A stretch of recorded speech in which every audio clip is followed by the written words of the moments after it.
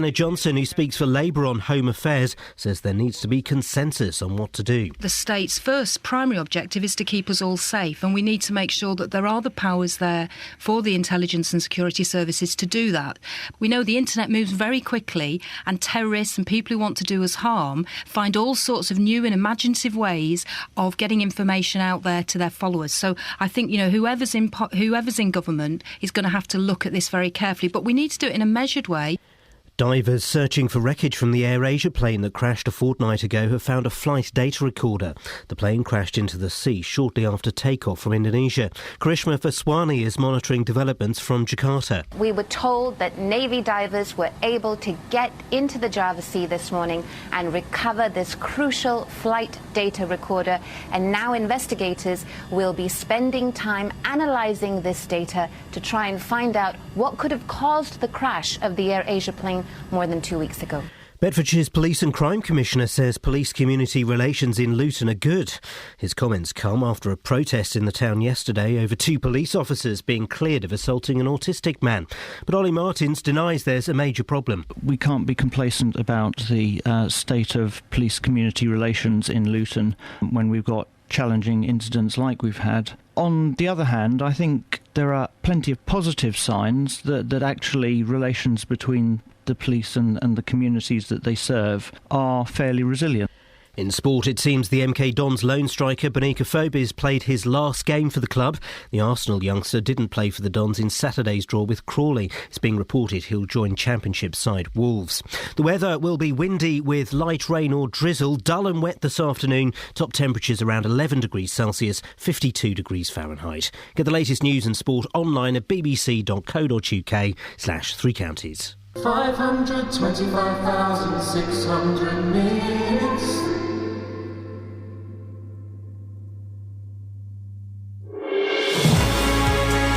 Morning! Thank you, Lee. Monday morning. Flippin' heck. How did we end up back here again so quickly? It was only Friday, 8:59, like a minute ago. Oh, man. I want to go home. I want to go to the toilet. I want to go to the toilet in my home. It's the only place I can these days. Now, on the show this morning, marriages, marches, and Matt Lockwood. He finally turned up this morn.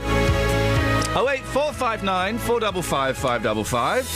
Across beds, hearts and bucks. This is BBC Three Counties Radio.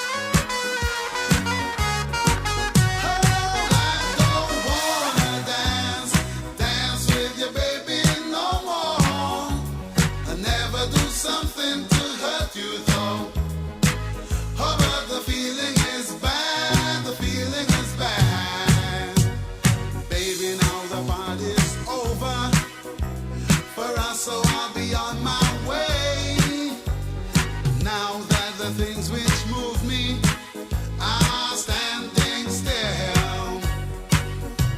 I know it's only superstition. I love Big Bum. Baby, but I won't look back.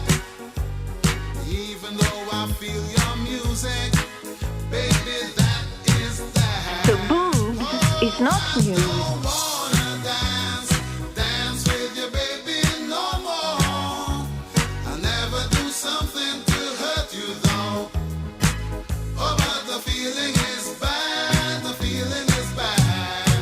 I don't wanna dance with you, baby, no more.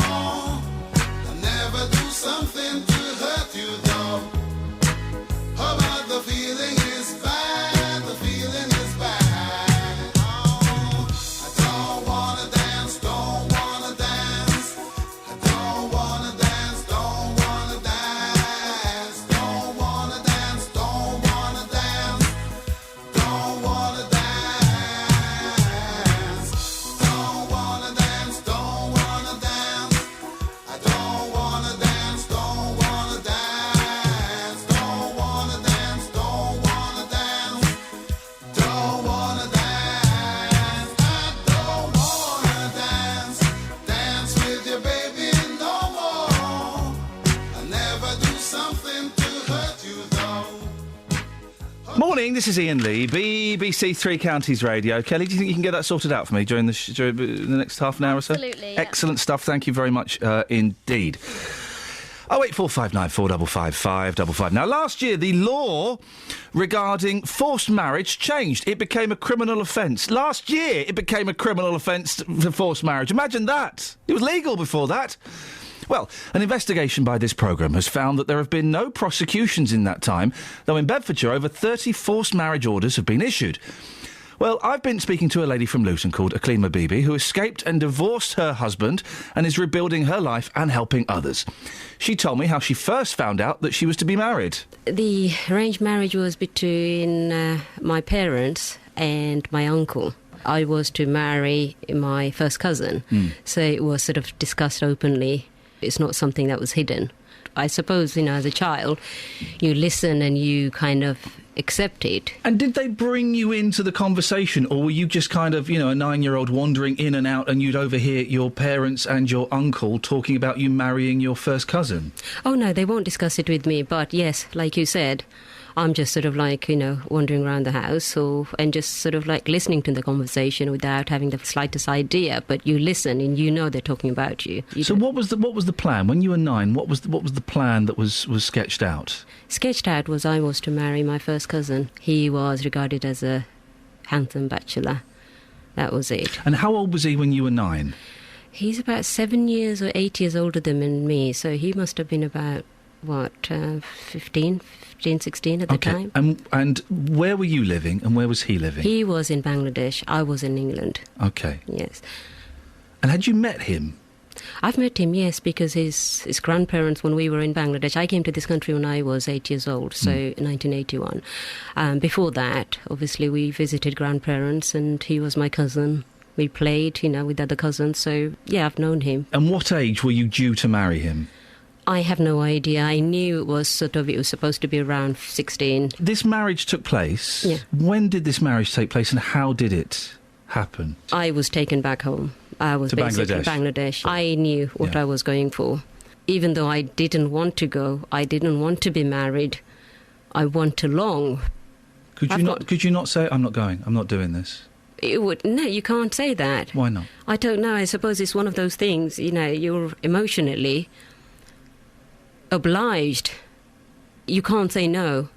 You get pressured from every side of because you're looking at my husband's side is my own family. His parents were living in my mother's house. You've got my parents, so what does a little girl do? Now, most people's marriages are joyous, wonderful, loving occasions. Yeah. I'm guessing yours wasn't like that. Enjoy the wedding. Must be very surreal. No, enjoy the wedding. It was my death. It was my death. I was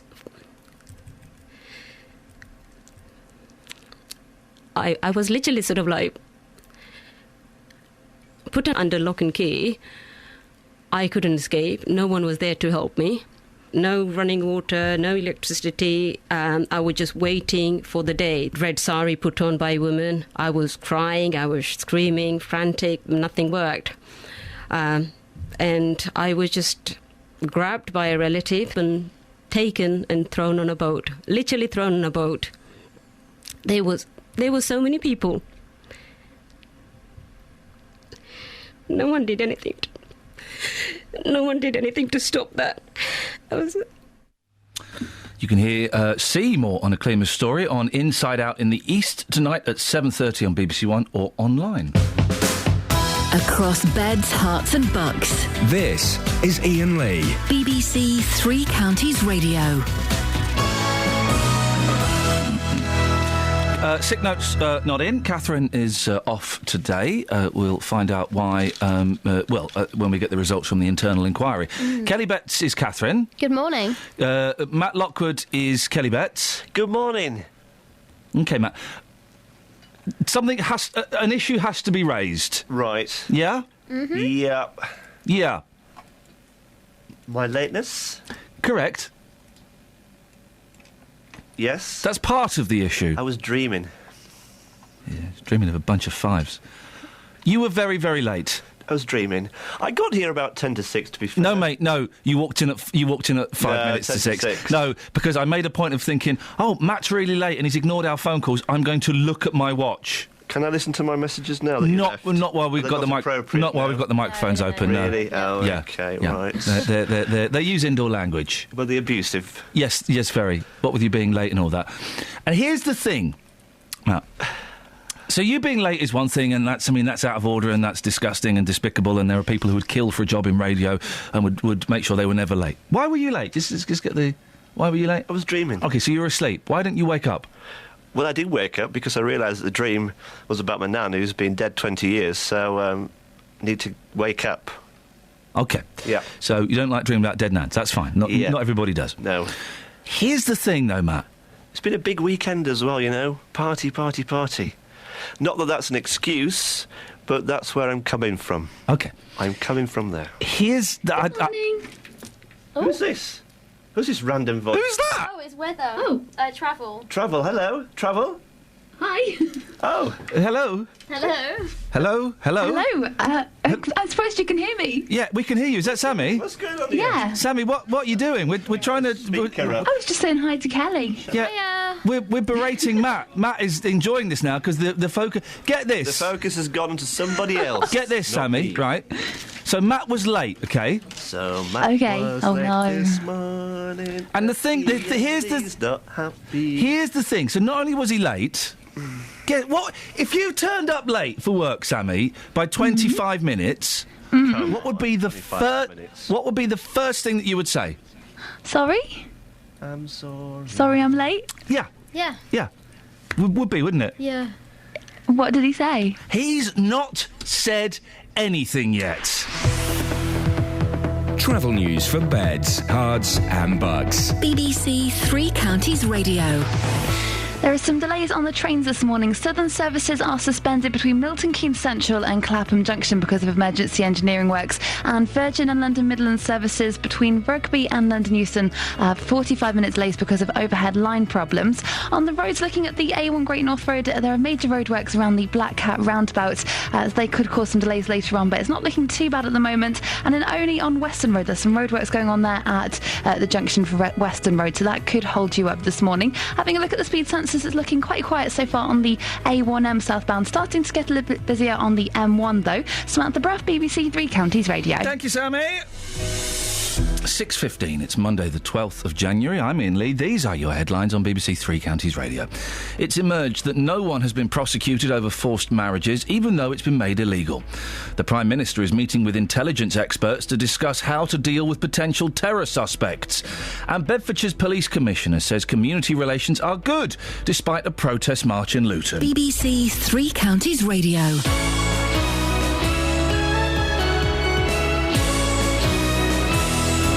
Did you know you can get in touch with BBC Three Counties Radio wherever you are? Yes, I did know that. So, lockers. Yep. Why is there a time delay between my voice and his brain? Oh dear. I just want to say sorry is an overused word. Anybody can say sorry. It's apart from you, it would seem.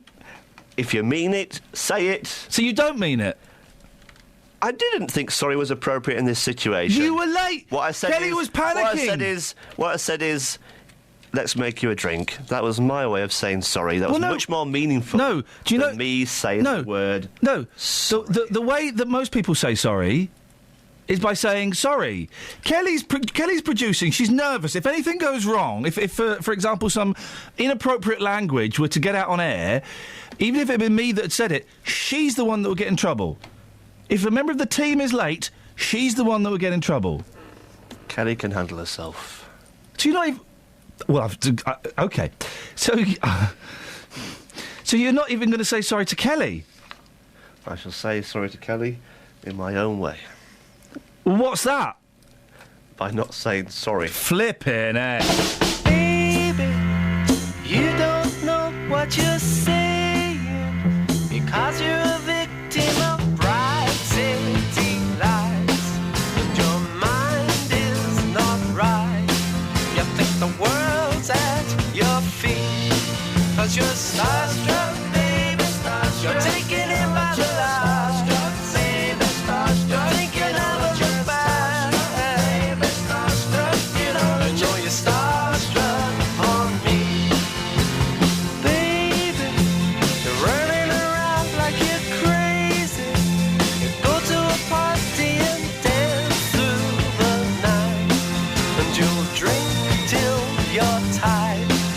then you're out on your feet, 'cause you're starstruck, baby, starstruck. Taking it by the light, baby, starstruck. Thinking of a look back, baby, starstruck. You don't know you're starstruck on me.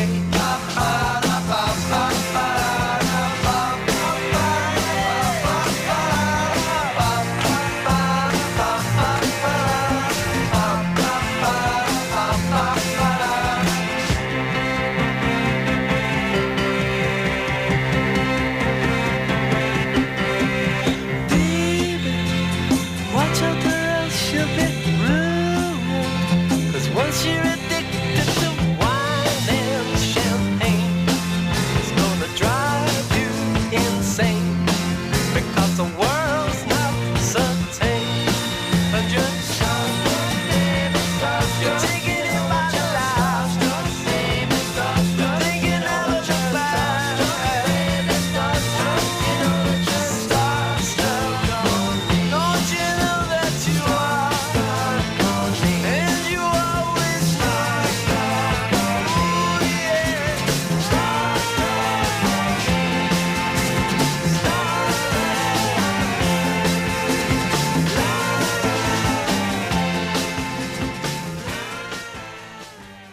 Oh, 08459 455 555 is the telephone number if you want to give us a call. Now, more than 100 people have taken part in a protest march in Luton after 2 Beds police officers were cleared of assaulting an autistic man.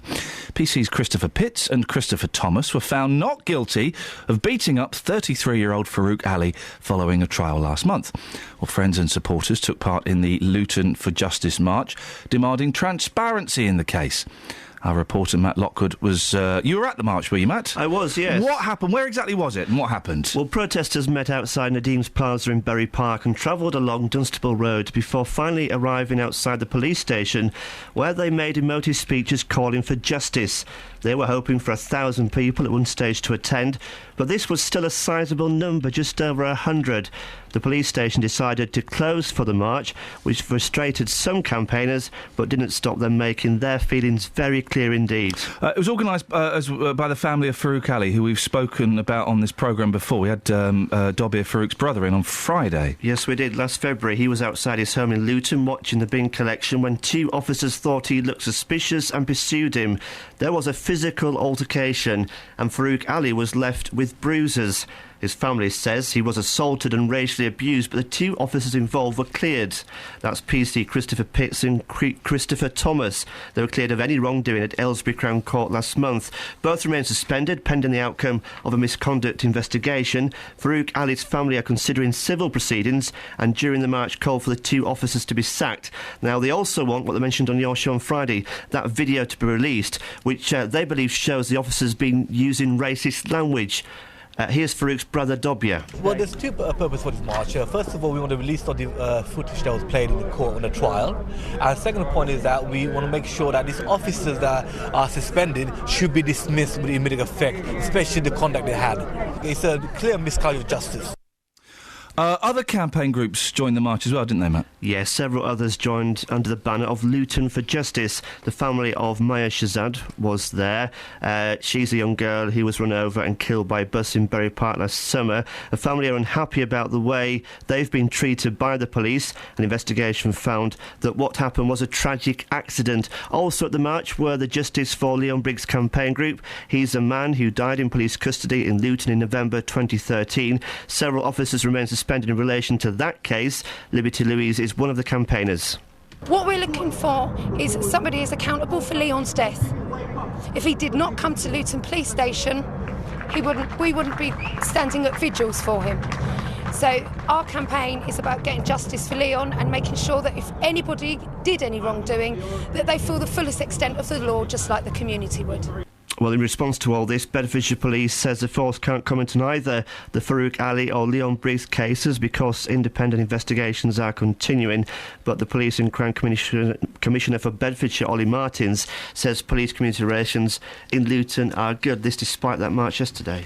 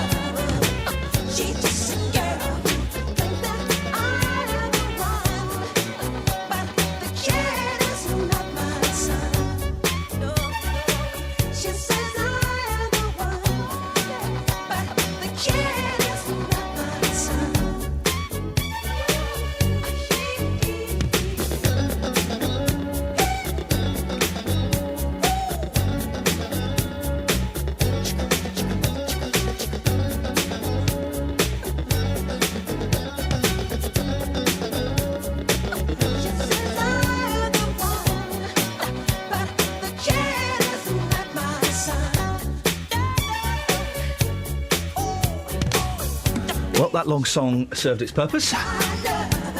Feeling much better now, a lot lighter. Yeah, you're less squirmy. Thank you very much indeed. Any hint, Kelly Betts? You're in the same studio as Mathwood Lockwood. Yes. Any hint of the S word emerging from his dirty northern cracked lips? No. Why would you not say sorry for coming? If I was late, this is the thing about you, Matt. You've got real arrogance about you, because you were late and you let down the team. And it says in my stars today, Pilkington in my stars says I'm going to be a team leader. Well, I'm taking control of this team now. I'm like Roger Moore in the Wild Geese. I'm in charge of this team, right? Really? And I would be embarrassed. I would be embarrassed to just turn up late and then not even go, guys, I'm really sorry. I was having a dream about my dead nan. Well, the second bit is true, the first bit is not. But why? It's your job. You call this a job? This is a hobby. I get paid to do. Oh. 08459 455 555. Should Matt say sorry? I think it's a pretty straightforward answer. There. Kels, you going to come in and do the papers with me in the next bit? Yeah, man. OK, excellent. There's not a lot in the papers, I should flag up. I found some stuff. Did you? Yeah. What is it, and I'll do it? OK, I'll tell you. Thanks very much indeed. Travel news for beds, cards and bugs. BBC Three Counties Radio.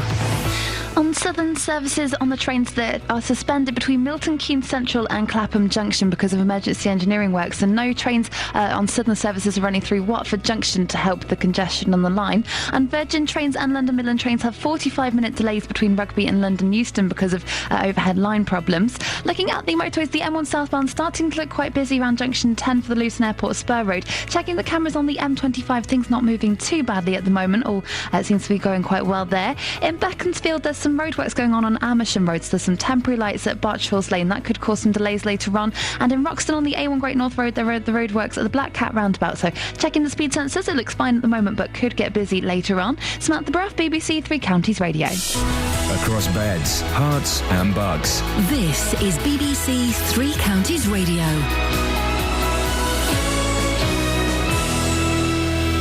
It's 6:30. I'm Lee Agnew. The headlines. Despite changes in the law making forced marriage illegal, there hasn't been any prosecutions. BBC Three Counties has learned the forced marriage unit has over 1,300 cases, but no one has been charged. David Cameron's meeting intelligence chiefs this morning to discuss the surveillance of terror suspects following last week's attacks in Paris. The Prime Minister will consider whether any new measures are necessary to guard against similar atrocities. And Bedfordshire's Police and Crime Commissioner says police community relations in Luton are good. Ollie Martin's comments come after a protest in the town yesterday over 2 police officers being cleared of assaulting an autistic man. The weather will be windy with light rain or drizzle, dull and wet this afternoon with top temperatures around 11 degrees Celsius. That's 52 degrees Fahrenheit. Three Counties Sports. BBC Three Counties Radio. Watford lost 3-1 to Huddersfield in the Championship, while there were wins for Wickham and Stevenage in League 2. It seems the MK Dons lone striker Benica Phobis played his last game for the club. The Arsenal youngster didn't play for the Dons in Saturday's draw with Crawley. It's being reported he'll join Championship side Wolves. Here's the Dons manager, Carl Robinson. Benik is officially speaking to another Championship club. We're rumoured to hear that he will be sold. We don't know who to. And I believe he's having a medical somewhere, and we have to have the respect of Arsenal. He is maybe moving on to other things, and I'd like to thank him. Southampton have beaten Manchester United in the league for the first time in 27 years, following a 1-0 win at Old Trafford. Dusan Tadic scored the only goal of the game. Chance, Pella hits the post, back to Tadic who scores! Southampton, just as they did last season here in the Premier League, take the lead at Old Trafford. Sean Murphy's through to the quarter-finals of the Masters Snooker at London's Alexandra Palace. He came through a final frame decider to beat the world champion Mark Selby 6-5. At 5-1, I knew I was still in danger because I've just seen it so often from him and others. I knew the match was a long way from home, and to be fair to myself, apart from a miss black at 5-3, I didn't feel I did very much wrong at all. I thought it was a very, very high standard match, very good to watch, good match to open the tournament, and as I say, I'm just chuffed to still be involved. And that's BBC Three Counties News and Sport. We've more at 7 o'clock.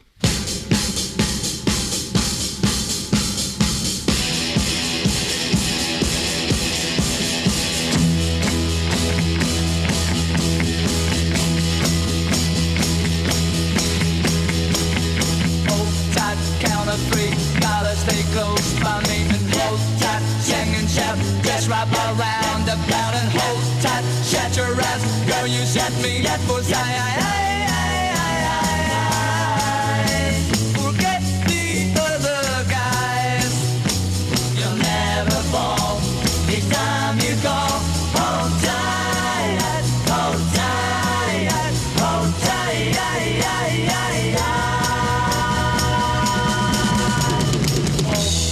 make me feel what you say is for real and hold tight, carousel, girl, you'll send ring at my bell and hold tight, game will fly, swing it low, swing it high, we're gonna make the sky, you'll never fall, it's time you call, hold tight, hold tight, hold tight,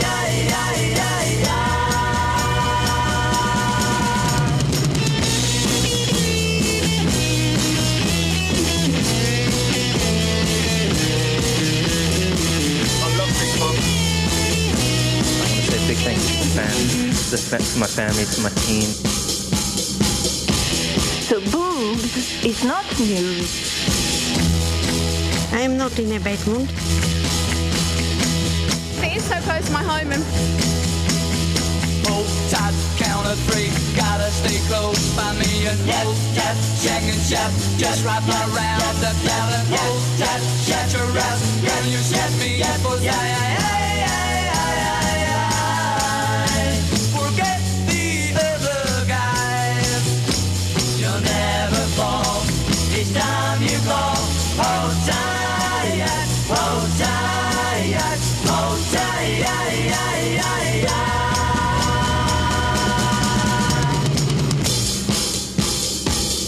Hi, weirdos.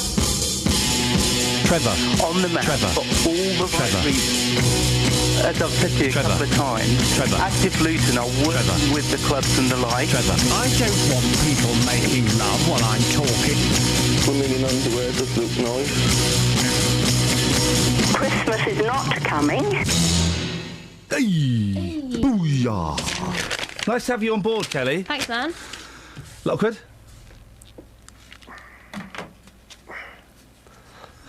08459 455 555 is the phone number. If you want to give us a call, I saw two great works of British art at the weekend. Well, three if you include the picture you showed me earlier on today. Yeah. First of all, I saw the Kinks musical on Saturday, and I thought it might be a little bit ropey. It was brilliant. It was partly brilliant because I took my mum and I snafu'd a blue disabled badge, and we got to park in central London right next to the theatre for free. Wow. So my advice is always take someone in a wheelchair with you when you go to London. Hey, good advice. But the musical was brilliant, man. And then on Sunday, I went to see the motion picture Paddington, the Bear. Oh. It was good. Good. Okay. What was your favourite, the Kinks or Paddington? The Kinkington. The Kinkingtons. The Panks. So was it about their life? Yes. The Kinks. No, the Paddington was about the bear's The bear. life. They were both about their lives. Right. Yes. So who played the characters of the Kinks? It was a computer-generated bear. I don't know. Was it? The Kinks are just one of the most interesting bands. There's a brilliant bit, and I'm glad they had it in there. This is a true story, where the Dave Davis, who we spoke to over Christmas, used to hate the drummer, Mick Avery, used to hate each other. And they would argue on stage, and there's a famous incident where Mick Avery picked up his drum pedal, his bass drum pedal, in the middle of a concert, and smacked Dave Davis over the head, knocked him out, thought he'd killed him. So the drummer runs off and disappears for a week because he's worried he's killed the guitarist. Wow. I thought it was a kids' film. And do you know what he said at the end of that, Matt? Yep. He said sorry. The bear? No, yeah. He said sorry. So front page of The Sun, Matt Lockwood still hasn't apologised. There we go. Je suis Charlie, but we can't get this plum to say sorry. Unbelievable. By the way, I've been getting the most abusive emails from someone who wants to send... it was Steve who emailed in last week. He's calling me a coward. You made yourself appear daft. He wants to send me and Catherine to a Muslim country and try and give out free Bibles. I wimped out. I'm pathetic, cowardly disgrace to those real journalists murdered in Paris. I'm not a journalist. Shame on you, shame on Catherine. What's it for? I don't really. He didn't like something I said in the show the other week. You betray your sons as much as you betray the victims in France. When they are older, perhaps they will realise your failure and... Oh, dear. If you want to read his email, you can. I've put it on the facebook.com/Iain Lee, so you can have a little look. That's kind of the abuse I was getting. But, the front page of the Express. How are they spelling that? They do this. Joe Willie is... Sorry? Joe Willie... Matt, Joe Willie... Yes. Is the health correspondent for the Daily Express, and I really don't know how she has the gall to take a paycheck home, because she rehashes the same stories every week. We played this and we got 4 of them. 5 golden rules to stave off dementia. 5 golden rules of healthy living can help keep dementia at bay. Alzheimer's experts now agree that following the 5 steps, regular exercise, a healthy diet, keeping the mind active, watching your weight and frequent health checks cuts the risk of developing the disease. Well, yeah, I know. You told us 2 weeks ago, and then 2 weeks before that, and then 2 weeks before... You keep telling us the same made-up, boring health stories, you plum. What you got, Kels? Do you know what else you missed on the front page of the Express? Yep. Shall I give it to you so it's like it's your story? No, I'll let you do it. I'll let you take the glory. The power and the glory. Oh, thanks, man. You're welcome, mate. So Julia, what's her name? Bradbury. She's 44 and she's pregnant with twins. And she says that if she had children in her 20s, it would have hindered her television career. Yeah. 44 for a mum, it feels old. I would suggest it perhaps is a little bit too old. But I think there are loads of mums that are 44, that have babies at 44. Yeah. Now, I don't know, it feels a little bit... Matt, 44 years old for a mum? What do you reckon? He's on the phone.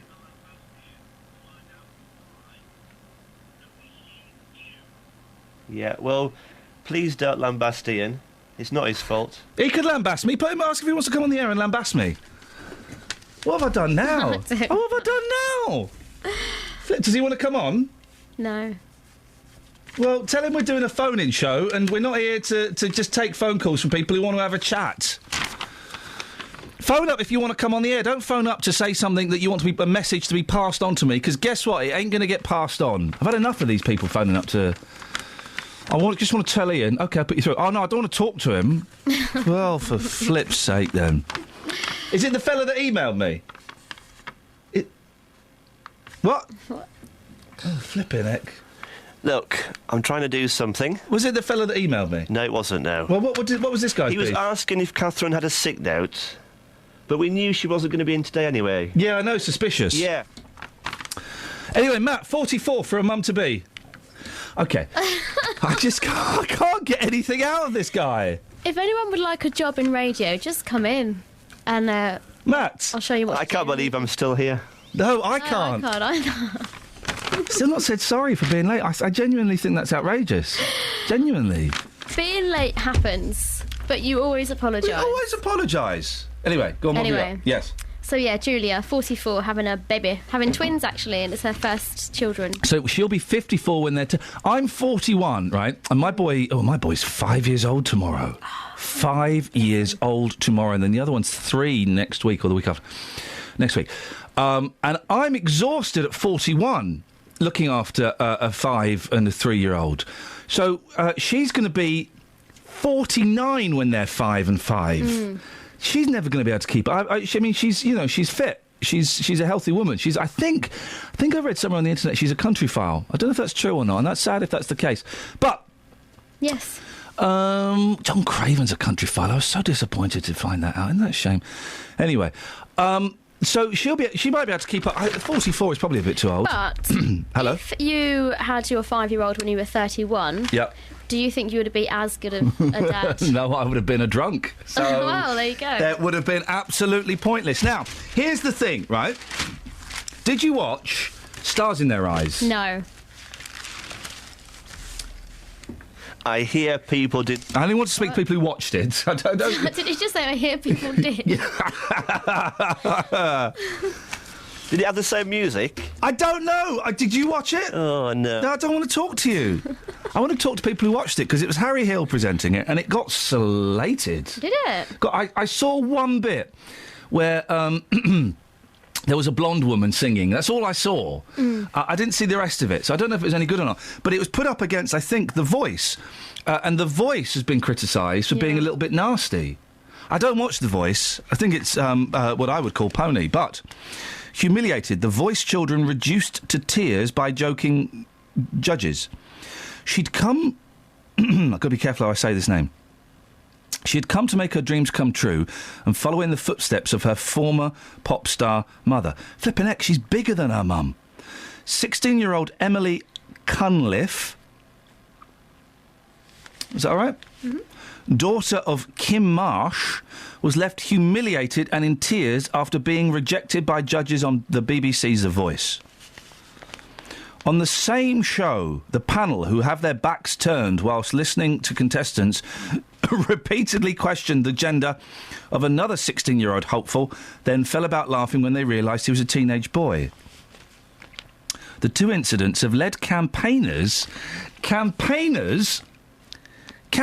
There were campaigns... There was a campaign in Luton yesterday. There were campaigns in Paris yesterday. How can you be a campaigner against the flipping Voice? There are people campaigning against the potential bullying of an autistic Asian man, and people campaigning against the shooting of some cartoonists, and there are people campaigning about the blooming Voice. Campaigners to question whether it's appropriate for youngsters to be exposed to the stresses and disappointments of reality television. The age limit for The Voice is 16, but only 14 on ITV's X Factor. Get a flippin' life, you plums. Do you want another quick story? Give us a quick one. A woman has... This is in The Sun, yes. Page 22. She said that there's a tattoo that her friend freehandly drew. Drew on her shoulder, and it's actually ruined her life. It happened when they she used was to 20. call me freehandly at school, but that's for a completely different thing altogether. No, she was 17. She woke up the next day. For that, Kelly. Yep. She woke... Get off. She woke up the next day and thought, what have I done? Yeah. The tattoo. Yeah. Of a willy. Hey, no. Where's her willy? Shoulder. Oh, shoulder willy. We had... I don't know if you were here. I've got a frog in my throat. We spoke to the most tattooed woman in the country. Yeah, I was here. And her face is covered with tiny willies. Yeah. Isn't that weird? Why would you get a willy... I saw a fella in Shepherd's Bush he was wearing shorts, and his calf was a willy. Wow. Crazy, isn't it? People have them anywhere now, don't they? Matt, where would you put a willy? Don't answer that. Travel news for beds, cards and bugs. BBC Three Counties Radio. On the M25 anti-clockwise, a lorry's broken down between junction 25 for Enfield and 24 for Potters Bar, so that means the lane's closed because of that breakdown. It's starting to get quite heavy in the area. On the M1 southbound, it's looking slow on the speed sensors between junction 10 for the Luton Airport Spur Road, and also the A1M southbound, that's looking very busy round junction 7 for Stevenage. In Borehamwood, on the A1 southbound, there are queues between Rowley Lane and the Stirling Corner, and on the train Southern, that are still suspended between Milton Keynes Central and Clapham Junction because of emergency engineering works, and Virgin Trains and London Midland services have 45-minute delays to London Euston. Samantha Bruff, BBC Three Counties Radio. Thank you, Sammy. 6:45, Monday the 12th of January. I'm Iain Lee. These are your headlines on BBC Three Counties Radio. It's emerged that no one has been prosecuted over forced marriages, even though it's been made illegal. The Prime Minister is meeting with intelligence experts to discuss how to deal with potential terror suspects. And Bedfordshire's Police Commissioner says community relations are good, despite a protest march in Luton. 08459 455 555. Let's get the weather with Kate. Beds, Herts and Bucks weather. BBC Three Counties Radio. Good morning. It's quite a mild start to the new working week. Temperatures outside ranging between 8 and 9 Celsius at the moment. There's a lot of cloud. If you haven't got the rain already, it's not very far away. Some outbreaks at first, but then it turns heavy and persistent this afternoon, accompanied by quite a gusty southwesterly breeze, but it keeps things mild.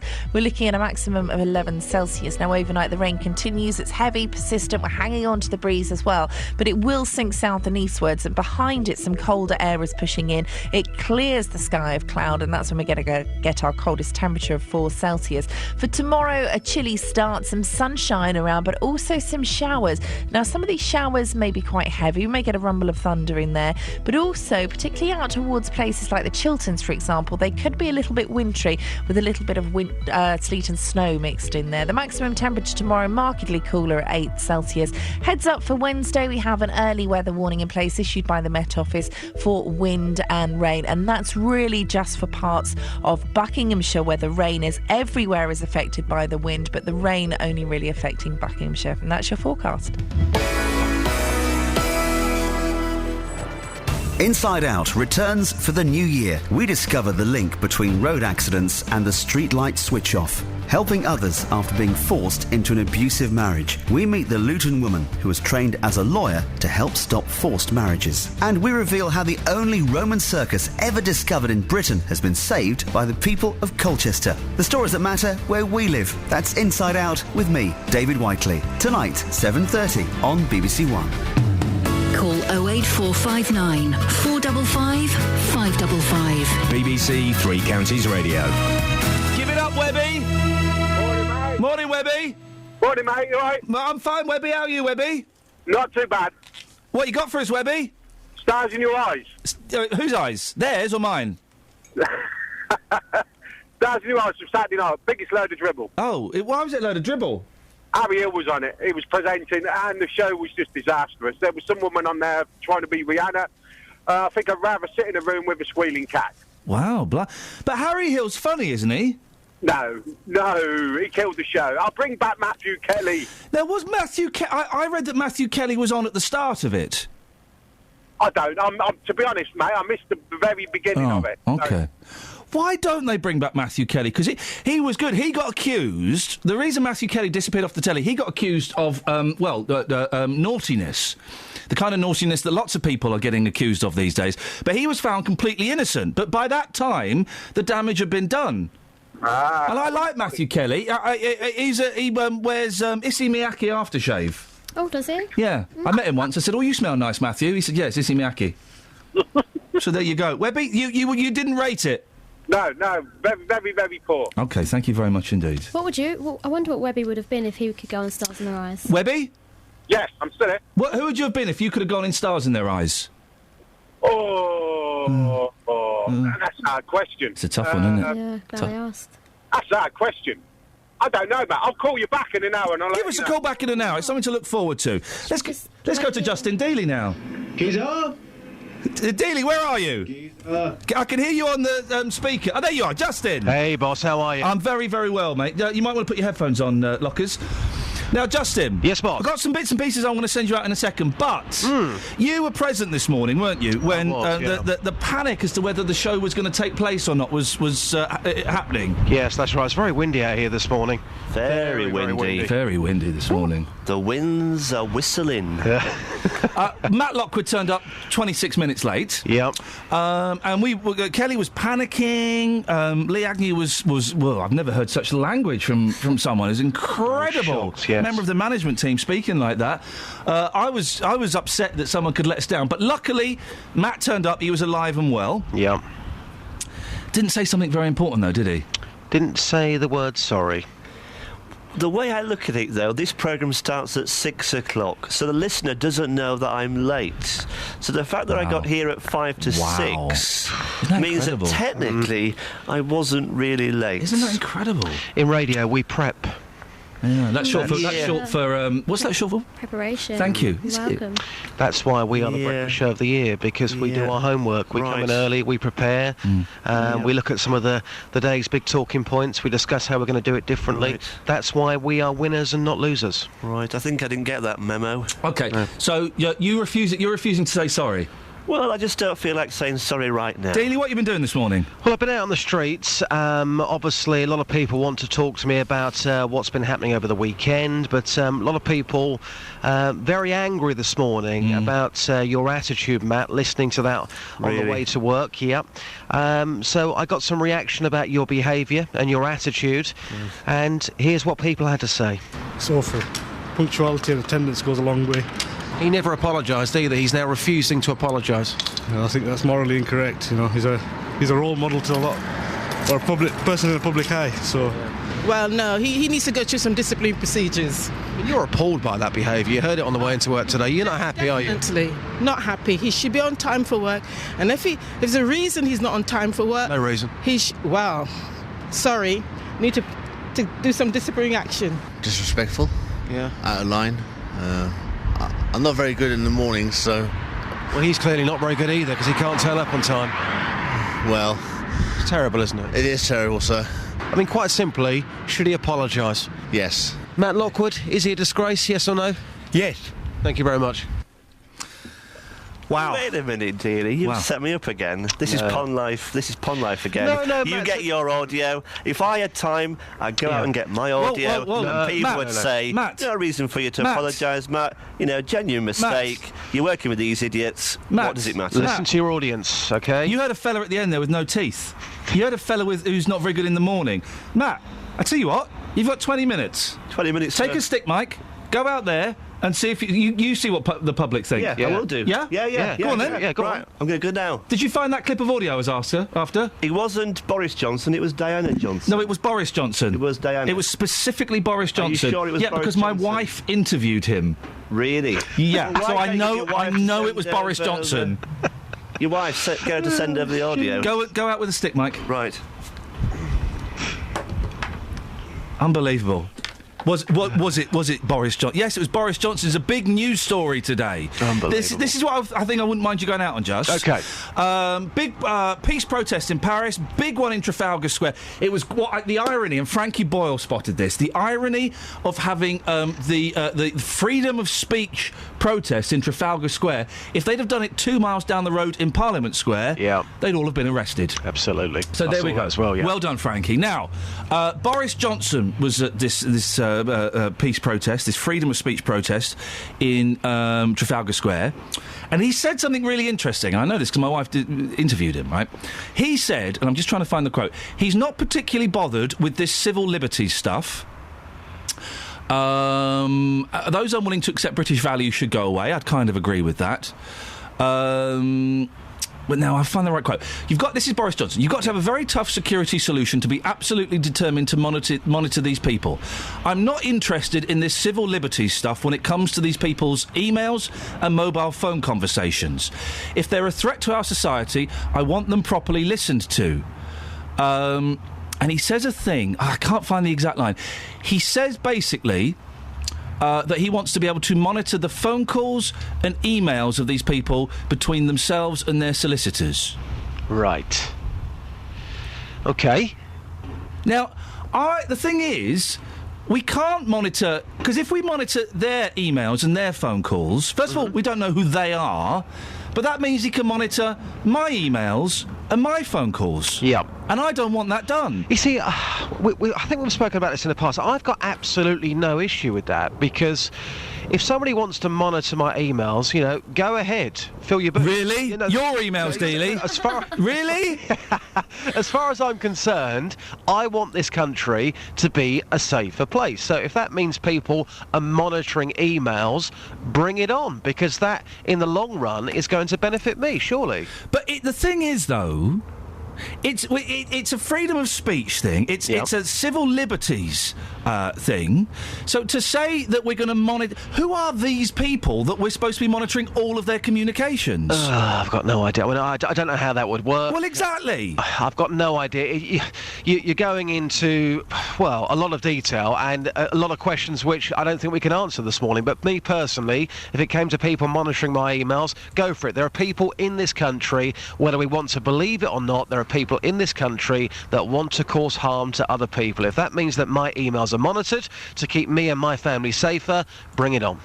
OK, can you take it to the street? Yeah, should we be allowed to, as Boris Johnson says, monitor everybody's emails and tap into their phone calls? Absolutely. Because I kind of think no. OK, I think most people will be with you, but me personally, I see it slightly differently. I've got absolutely nothing to hide whatsoever. If they want to look at my emails, well, they may get a shock, but they can monitor those if they want to. Boy, oh boy, wouldn't they? Justin, thank you very much indeed. Ta-ta. We're going to squeeze in a quick record. I got sent some Beach Boys records, so Oh, this has got a nasty scratch on it. I don't know if that one's going to play. What song is it? It's, oh, let's have this. Here we go. He's wiping the record on his shirt. That's the best way to do it. Best way to do it. Right, here we go. This'll do. This is the way I always dreamed it would be. The way that it is, oh, when you are holding me. I never had a love of my own. Maybe that's why when we're all alone, I can hear music. I can hear music. The sound of the city, baby, seems to disappear. Oh, and I can hear music, sweet, sweet music. Whenever you touch me, baby, whenever you're near, loving you, it keeps me satisfied, and I can't explain, no, the way I'm feeling inside. You look at me when you said that. I close my eyes and here it comes again. I can hear music. I can hear music. The sound of the city, baby, seems to disappear. Oh, and I can hear music, sweet, sweet music. Whenever you touch me, baby, whenever you're near. I hear the music all the time, yeah. I hear the music all the time now, baby. Morning, this is Iain Lee, BBC Three Counties Radio. Is Boris Johnson right to not be bothered by all that civil liberties stuff? 08459 455 555. Travel news for beds, cards and bugs. BBC Three Counties Radio. On the M25 anti-clockwise, there's a lane closed between junction 25 for Enfield and 24 for Potters Bar because of a lorry that's broken down there, so it's starting to look very busy there. On the M1 southbound, that's looking slow between junction 11 for Dunstable Road and 10 for the Luton Airport Spur Road. And on the train, southern services are suspended between Milton Keynes Central and Clapham Junction, and Virgin and London Midland trains have 45-minute delays between Rugby and London Euston. Samantha Bruff, BBC Three Counties Radio. Thank you, Samantha. And perhaps more importantly, should Matt Lockwood say sorry, he was late? What would you do? 08459 455 555. Local and vocal across beds, hearts and bucks. This is BBC Three Counties Radio.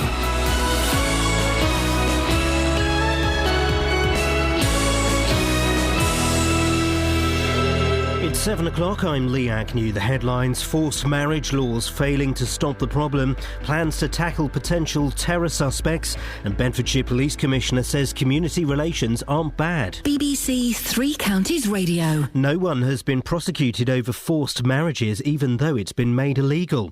BBC Three Counties has learned the forced marriage unit has over 1,300 cases, but there's been no charges.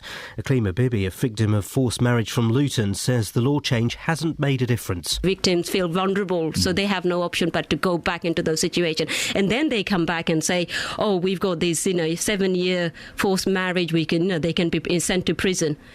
You're not doing the job at the first place. These people, the government agencies have to do their job properly. They have to help the person who comes forward. It takes great strength. David Cameron is meeting British intelligence chiefs this morning to discuss the surveillance of terror suspects following last week's attacks in Paris. The Prime Minister will consider whether any new measures are necessary to guard against similar atrocities. Diana Johnson, who speaks for Labour on Home Affairs, says there needs to be consensus on what to do. The state's first primary objective is to keep us all safe, and we need to make sure that there are the powers there for the intelligence and security services to do that.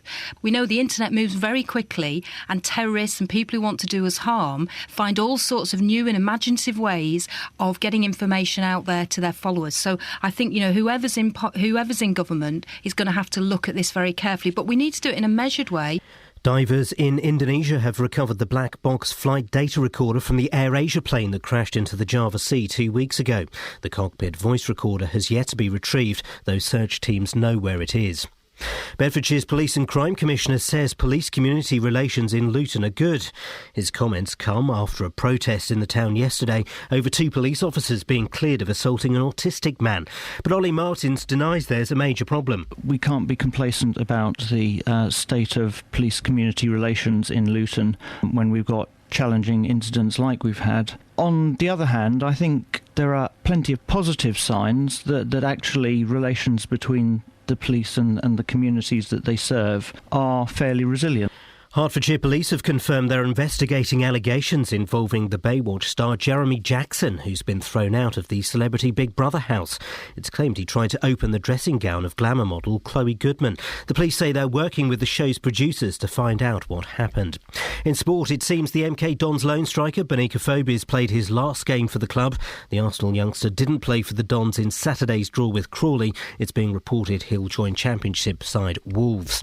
And the weather will be windy with light rain or drizzle, dull and wet this afternoon. Top temperatures around 11 degrees Celsius. That's 52 degrees Fahrenheit.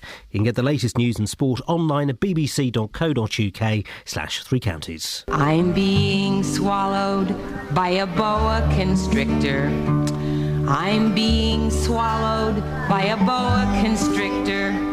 I'm being swallowed by a boa constrictor.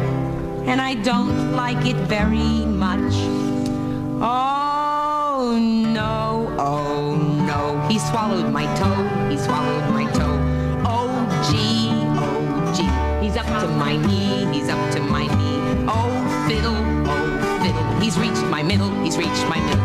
Oh heck, he's up to my neck, he's up to my neck. Oh dread, he's swallowed my...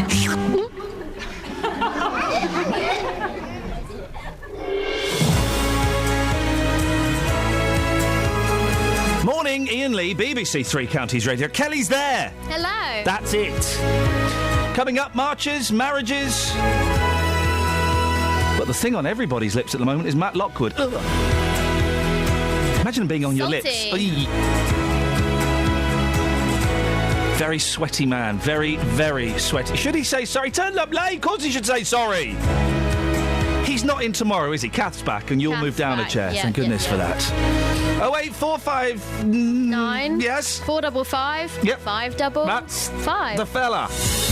Across beds, hearts and bucks. This is BBC Three Counties Radio. Boris Johnson, in the light of, and isn't it interesting, in the light of loads of people being murdered by some dodgepots, is starting to make a political statement. He is not that bothered with civil liberties stuff.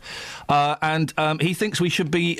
he says, quote, I'm not particularly interested in this civil liberties stuff when it comes to these people's emails and mobile phone conversations. If they're a threat to our society, then I want them properly listened to. OK, fine. Who are these people? If he can monitor those people, and I don't know who they are, then he can monitor you. Do you want your emails and your phone calls monitored, Paul in Northampton? Good morning, Ian. Morning, boss. They already do. Sorry? And they already scan through every email and every text and every phone call that has been made since the invention of computers. Who? Right. Well, no, they don't. They do. How have they got the manpower to scan through every email and phone call and text? Quite simply, the invention of the computer, as I say. Well, that's where the emails come from, yes. Well, let's put it this way. There was a big thing in the news last year that all phone providers have to keep a record of every call and text and email for 1 year. In case of any eventualities. Right. They GCHQ, which is our big spying place, receives every email and every electronic messaging way of sending messages, and they filter through via computers and find keywords. When they found these keywords, or anything that they believe could be suspect in any way, a person will then go through those emails and texts. Right, but first of all, that's nonsense. There are millions, and someone will let me know how many emails are sent every day. There are millions of emails sent every day, right? Millions, okay? Yes. So if I write, hey, Kelly, I've got lots of bombs and guns. Shall we meet up on Saturday? That's going to go to GCHQ, is it? That, along with every single text and email, will go to GCHQ. Right, yes. OK, here's an idea. You know terrorists, I know they're stupid, but they're not that stupid. They're going to write in code, aren't they? Yes, and that's why they look for key words. Well, what are the key words? What are the key words, then? Well, I don't work at GCHQ, so I can't oblige you with that information. Paul, this does go on. But they... I don't think it does, Paul, and I don't know. I mean... Well... I hate to tell you, Ian, it does. How do you know this? How do you know this? My father's ex-forces. Right, well, what did he do in the forces?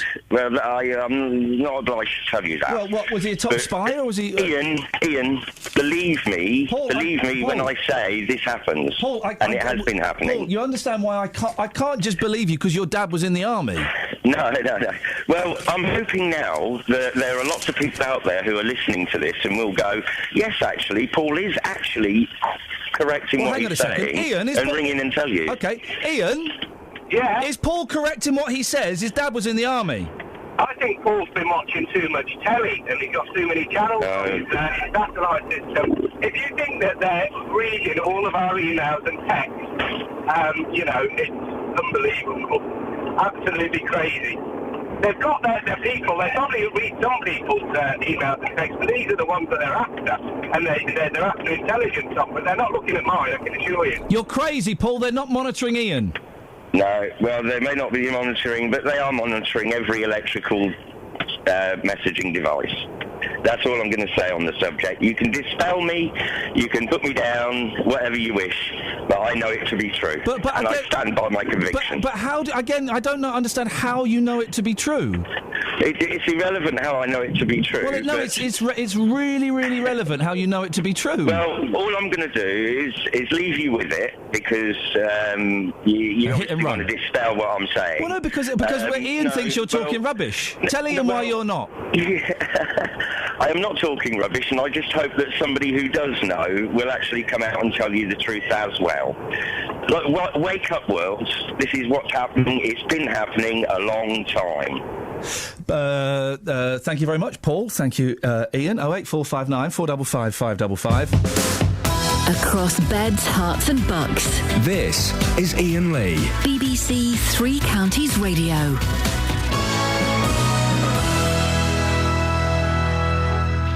Last year, the laws regarding forced marriage changed. It became a criminal offence. Well, I've been speaking to a lady from Luton called Aklima Bibi. She told me how she was drugged and abandoned on a boat in Bangladesh on her wedding day. It's a horrific story. Well, after 15 months and a failed visa application from her husband, he managed to move to the UK. Remember, this was the whole point of the marriage. Aged only 18, with a baby boy and living with her in-laws in Luton, Aklima told me what life was like in the beginning. As soon as he came to the UK... You're going to do what my parents tell you to do. You're going to do what I tell you to do.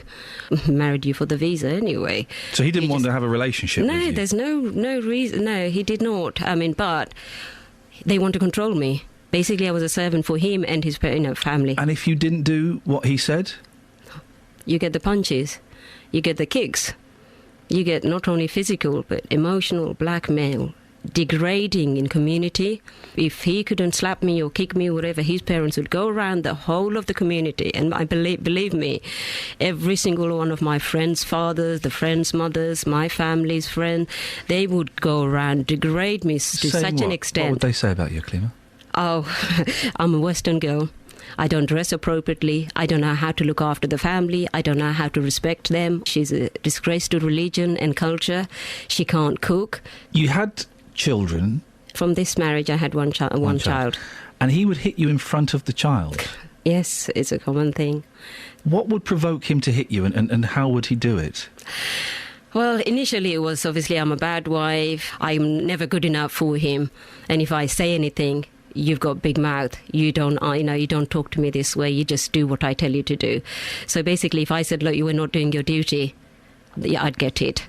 Or he says, OK, stay in the kitchen. And if I didn't do something that he doesn't approve of, put a scarf on my head, I'll get bit. There was no real issues or real reason. If he wanted to hit me, he'd hit me. He would do it. That's it, and I have to accept it, yes. Did you tell your parents? Did you tell your family and friends? I did. And what happened? What did they say? My friends were okay supportive, but friends weren't allowed. So I told my mother or my family. My brothers were too young. Wouldn't your dad do something, though? His little girl is being beaten up. Eventually, my father came round and realised, hang on, he is in the wrong. And my father did tell me, just get on with your own life. I mean, initially, my father said, you've got a son now. Nobody's going to marry you now, so you have to make it work. That was it. They pushed me. The real sad thing is, I've believed right from the day one, once I got married, that was it. I was too ugly for anyone to like me. And when you're married and divorced or separated, you are as disgusting as a piece of... There's a stigma of that. Stigma, but what sad thing is, I believed that. I believed I was too ugly. You did get out of the marriage. How? Because I started going into education behind my husband's back. My father realised, so he bought a house for me. So I moved out of my in-laws and I had my own house. And it didn't work because he was more domineering and more threatening. I entered into a foundation course and he didn't approve of that. So he made all sorts of things just to stop me from going into education. I was not going to be a single mother on benefits while he works and says, claim the benefit, go on the dole, because the government will pay you. I did not want to do that. So my independence, I got out of that because I've managed to start thinking, hang on, if I'm going to live, I'm going to live a dignifying life. So I started making my own provisions, basically. I had enough. Around 1998, I thought, nah, that's it. I can't be in that marriage anymore. Well, you can see more on a Clean Move story on Inside Out in the East tonight at 7:30 on BBC One or online. Call 08459 455 555. Okay, BBC Three Counties Radio. Boris Johnson doesn't give us stuff about civil liberties. We should be monitoring all of their emails and phone calls. Well, who are they? And if he's going to monitor theirs, he's going to monitor yours. Does that bother you? We already spoke to one gentleman who seems to think that the government are already monitoring all messaging things. So that means phone calls, emails and texts. Is MSN Messenger still a thing? Do people still use MSN Messenger? We do, don't we, here? Do we? Yeah. Is that MSN Messenger? Oh, actually, no. Well, he was convinced that that's what the government are doing, but they can't be. There's too many. And, oh yeah, it's illegal. Well, that wouldn't stop them. 08459 455 555. Matt, you've been out on the street? I have, with some very interesting results. Yep. JVS has now waded into the debate as well. OK, Jonathan Vernon-Smith on at 9 o'clock. Yep. Always a good listen, unless what he's about to be quoted on saying is disagrees with me. What did he say? This is Matt came in late, not been bothered to say sorry. He is calling for my immediate resignation from this station. Well, yeah. Well, good point. Good point, well made. JVS, as always, on the button there. I'm editing Matt's Foxes now. OK. It's mainly Matt just arguing with people in the street. Right, yeah. It's good. OK, well, maybe JVS wants to phone into the show and we'll speak to him on the line. 08459 455 555. That's the phone number. Travel news for beds, cards and bugs. BBC Three Counties Radio. It's very busy on the M25 anti-clockwise. There's a lane closed between junction 25 for Enfield and 24 for Potters Bar because a lorry's broken down. That's causing queues back into the Homesdale Tunnel just before junction 25. On the A1M southbound, it's looking very busy between junction 3 for St Albans and 2 for Welham Green on the cameras. And the M1 southbound, that's stop-start between junction 11 for Dunstable Road and 9 for Redbourne.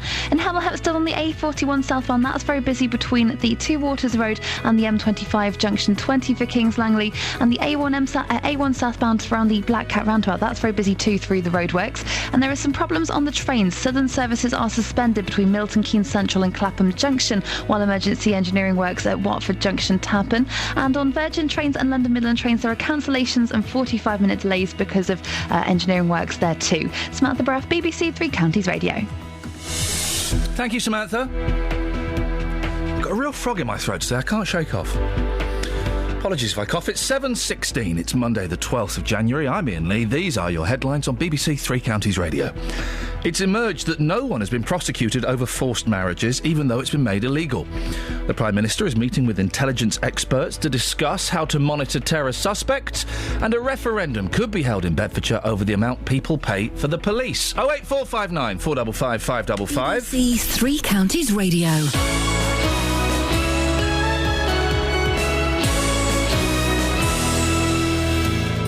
He's been a local MP for nearly 5 years. He's risen through the ranks of the Labour Party, and now he's answering your questions. What makes you different to all the other politicians out there? On Wednesday morning, Gavin Shooker will be in my hot seat to answer the questions that you set to him. Ultimately, that's a very difficult position to defend. Whether you're in his constituency or live elsewhere in Beds, Herts and Bucks, I want to know what you want the answers to. What I really want to know, if it comes to it, which party would you be willing to form a government with?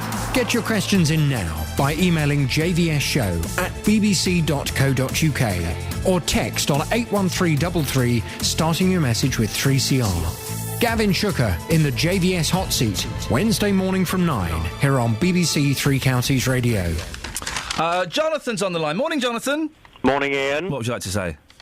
I felt compelled to call in this morning. I'm such an idiot. Such an idiot. Go on, yes. I felt compelled to call in. Why is that, Jonathan? What would you like to say? Well, I'm not sure that I'm going to be edited out of Matt Lockwood's interview. He accosted me in the car park this morning as I arrived at BBC Three Counties Radio. And having listened to you this morning, I'd already built up quite a head of rage in the car. Yes. When he accosted me, he tried to engage me with some kind of support for him. Yeah. For his lateness, his late arrival at work, and his lack of apology. Absolutely, and as I suggested to him, he should be sacked immediately. And in fact, if he worked on my programme, he wouldn't be in the building now. Well. He'd be out of the building. He then pursued me quite threateningly. Oh gosh. He followed me to the studio, despite my repeated attempts to get rid of him. He's got a very queer walk, hasn't he? Very strange, menacing. He was threatening, and dare I say, ever so slightly paparazzi. He has worked on your show in the past, hasn't he? Once. And what happened there? Why did that relationship end? It didn't work out. Let's just leave it at that. I won't go into the minutiae of it. It didn't work out. Matt, would you like to respond? I'm just going to stay silent right now. Silence is golden. Well, do you know what I make up from your silence? That you are embarrassed, that you are ashamed, that you realise you've made a terrible mistake, that a senior member of staff is speaking correctly, and you agree with everything he says. I agree with nothing he says. He's not even in the building, he's just on his phone.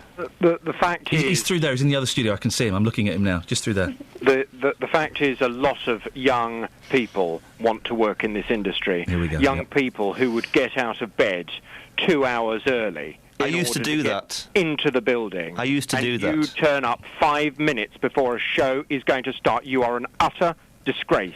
Jonathan in Luton, thank you very much for your call. You see, that's Jonathan from Luton. Poning you. I don't think he did. I don't really know.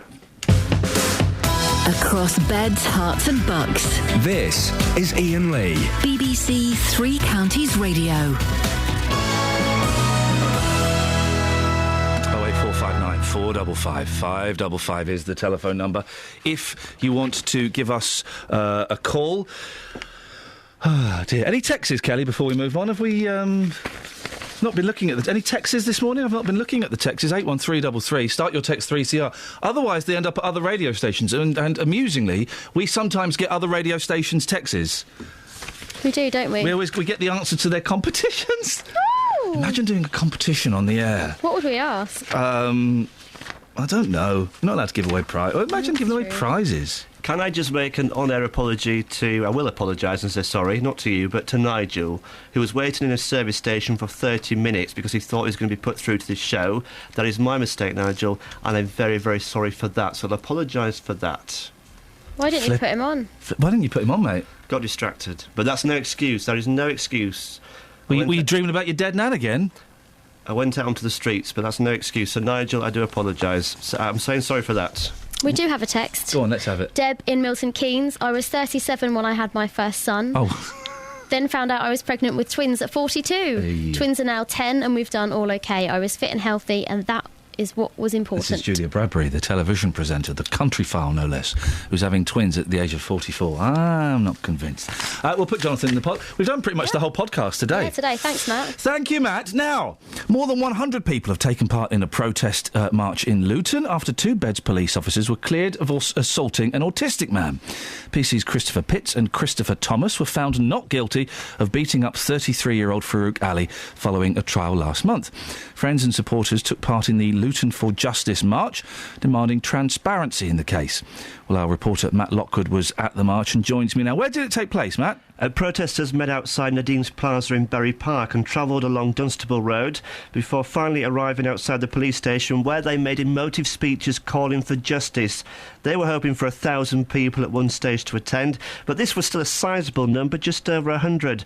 The police station decided to close for the march, which frustrated some campaigners but didn't stop them making their feelings very clear indeed. Organised by the family of Farouk Ali. We've spoken to them on the programme before, haven't we? Yeah, last February, Farouk Ali, Dobia Farouk Ali, he was outside his home in Luton watching the bin collection when two officers thought he looked suspicious and pursued him. There was a physical altercation and Farouk was left with bruises. His family says he was assaulted and racially abused, but the two officers involved, they've denied this and they were cleared of any wrongdoing. That's Christopher Pitts and Christopher Thomas at Aylesbury Crown Court last month. Both remain suspended pending the outcome of a misconduct investigation. Now, Farouk Ali's family are considering legal proceedings, civil proceedings, and during the march called for the two officers to be sacked.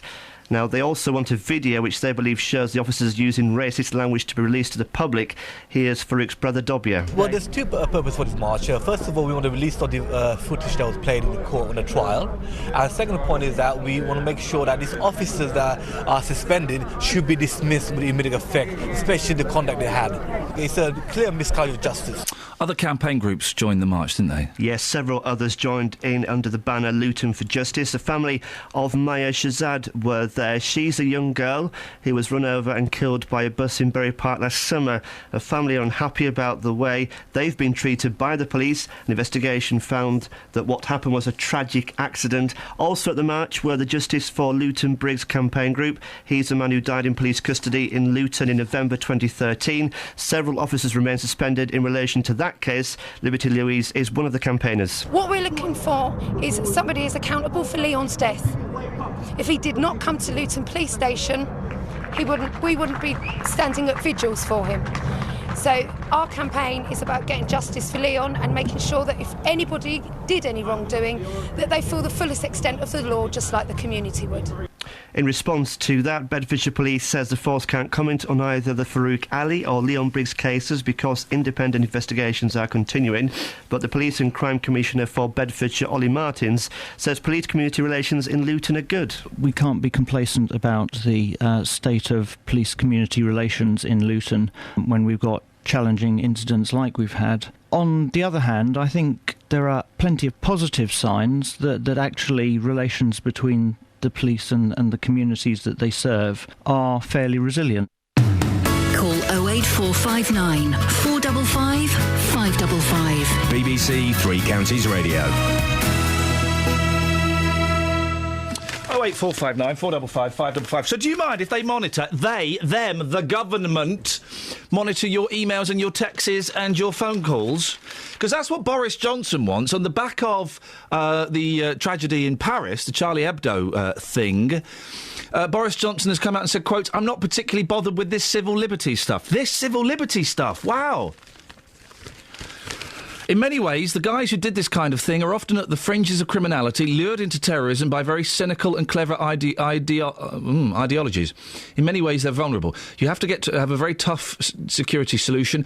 I'm not particularly interested in this civil liberties stuff. When it comes to these people's emails and mobile phone conversations, if they are a threat to our society, I want them properly listened to. Well, that would be fine if we knew who was going to blow up what and who was going to go around shooting people. We don't don't know. So that means they would have to listen to you. And they would have to read my emails. And they would have to monitor my phone calls. Now, while I've got nothing to hide, I don't think I want them reading my emails. It's private, isn't it?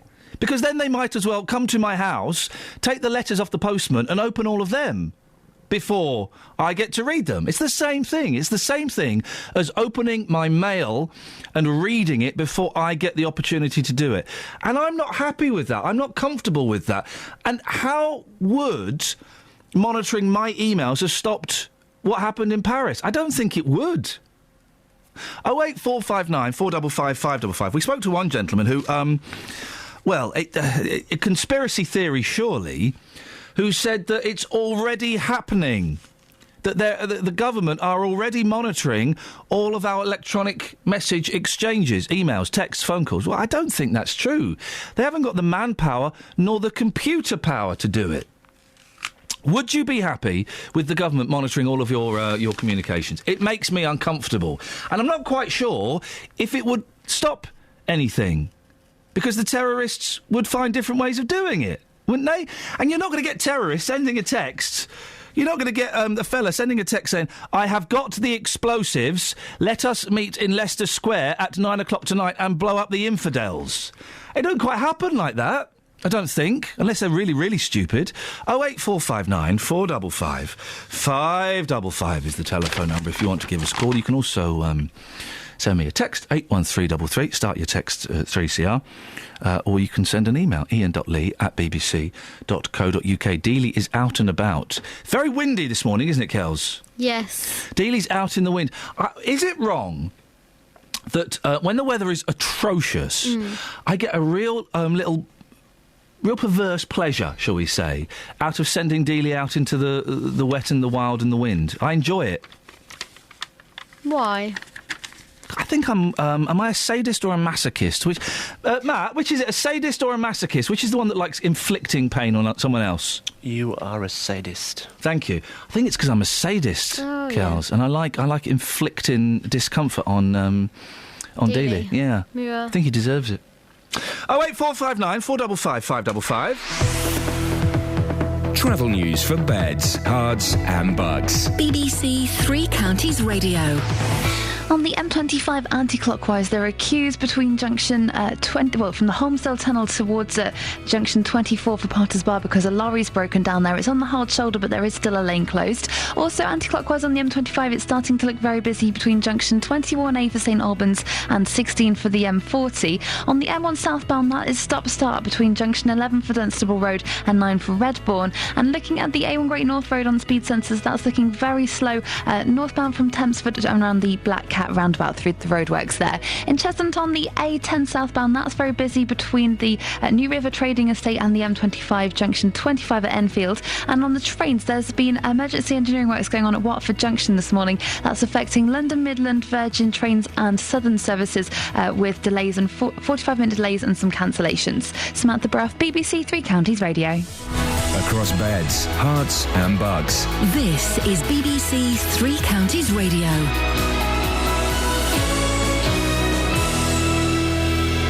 It's 7:30. I'm Lee Agnew. The headlines: no one has been prosecuted over forced marriages, even though it's been made illegal. BBC Three Counties has learned the forced marriage unit has over 1,300 cases, but there's been no charges. David Cameron's meeting intelligence chiefs this morning to discuss the surveillance of terror suspects following last week's attacks in Paris. The Prime Minister will consider whether any new measures are necessary to guard against similar atrocities. And a referendum could be held in Bedfordshire over the amount of tax the public pay to fund the police force. The Police and Crime Commissioner wants to increase the amount people pay by nearly 16%. The weather will be windy with light rain or drizzle, dull and wet this afternoon with top temperatures around 11 degrees Celsius. That's 52 degrees Fahrenheit. Three Counties Sports. BBC Three Counties Radio. Watford lost 3-1 to Huddersfield in the Championship, while there were wins for Wycombe and Stevenage in League 2. It seems the MK Dons lone striker Benika Phobis played his last game for the club.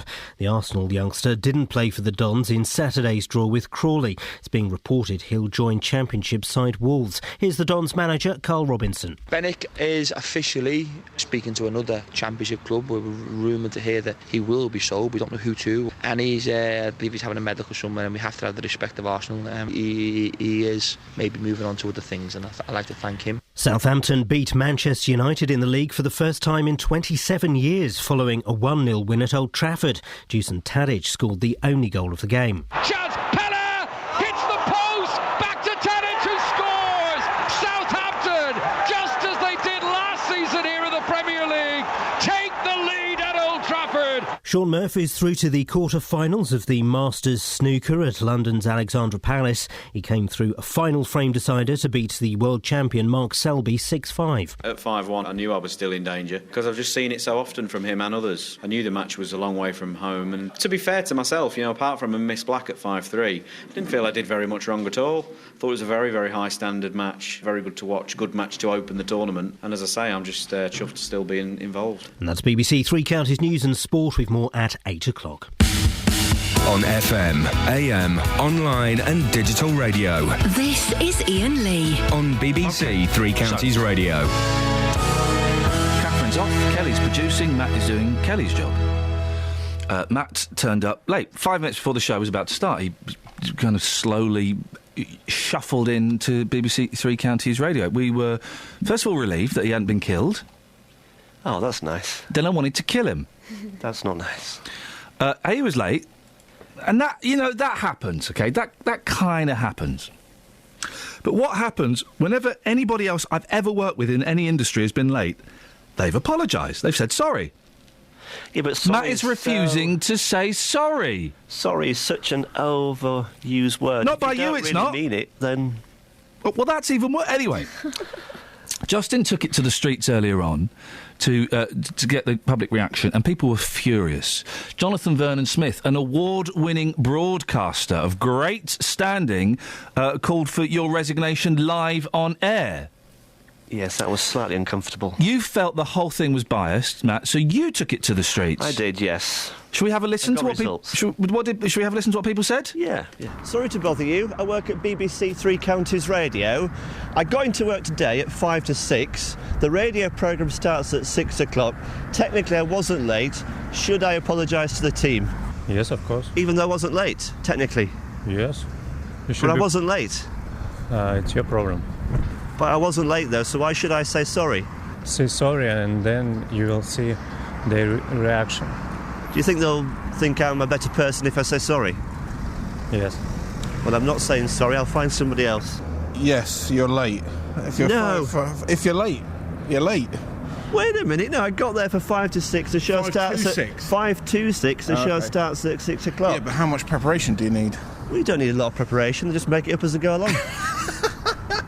That's good to know, isn't it? We've all done a cheeky little, haven't quite arrived at the right time. No, you should apologise, because they're getting ready. They're getting ready for the show. You're as bad as them. Well, I can't help that. Why did you get to work that early? Exactly, I got to work early. 5 minutes before the show started, got to work early. Oh, 5 minutes before the show started? Yes. Yeah, you should say sorry. Come on, I shouldn't say sorry. You should have been there 20 minutes before the show started. Yeah, you should say sorry. This is not going good. JVS has arrived. Should I apologise? Yes, you should. In fact, if I had my way, you'd be sacked. Really? Yeah. The show started at 6 o'clock, got here for 5 to 6. What's the harm in that? No excuse. If you're on my team, you'd be sacked. Straight away? Without a doubt. Yeah, but you see, you run a tight ship. Ian doesn't. I must get on. Really? Come on, JVS, back me up here. Back me up, JVS. Stop following me. Back me up. Leave me alone. Come on. You know what I'm speaking the truth. I've got lots of work. You don't want to admit it. Leave me alone. Stop following me. Come on. Why are you following me into my studio? Go away. Fair play. Now Jonathan knows what it feels like to be on the receiving end of one of those interviews that he doesn't want to be part of. So that's something.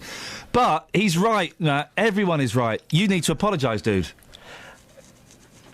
I'm still thinking about it. Dealey? I still feel... It's embarrassing, isn't it? I've got an email from Ben. Ben says, if Matt was my... He works on a thing called Radio Lab. If Matt was my producer, I'd be apoplectic by his lateness, and it would be his very last day on my show. The whole industry is outraged. The only thing that I can say this morning about this is I went onto the streets this morning at about, 6:10, about 10 minutes after Matt got in.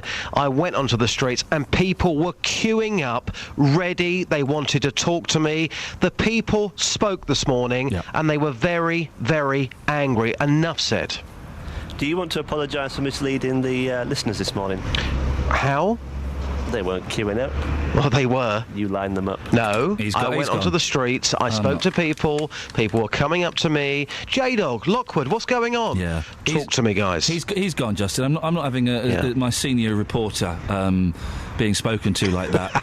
or you, either. It's out of order. Tony's not here, so, 08459 455 555. Now, big story. It's in a lot of the papers. Actually, saying that, I don't know if it's in any of the papers. It's in the Independent. Is it in the Independent? Yes, it's made that one, yes. Let me find the Indie. Do we still get it? Yeah, here we go. This is Boris Johnson. Oh, blimey, what's going on, They're coming for me. I'm sorry, guys. It had to go.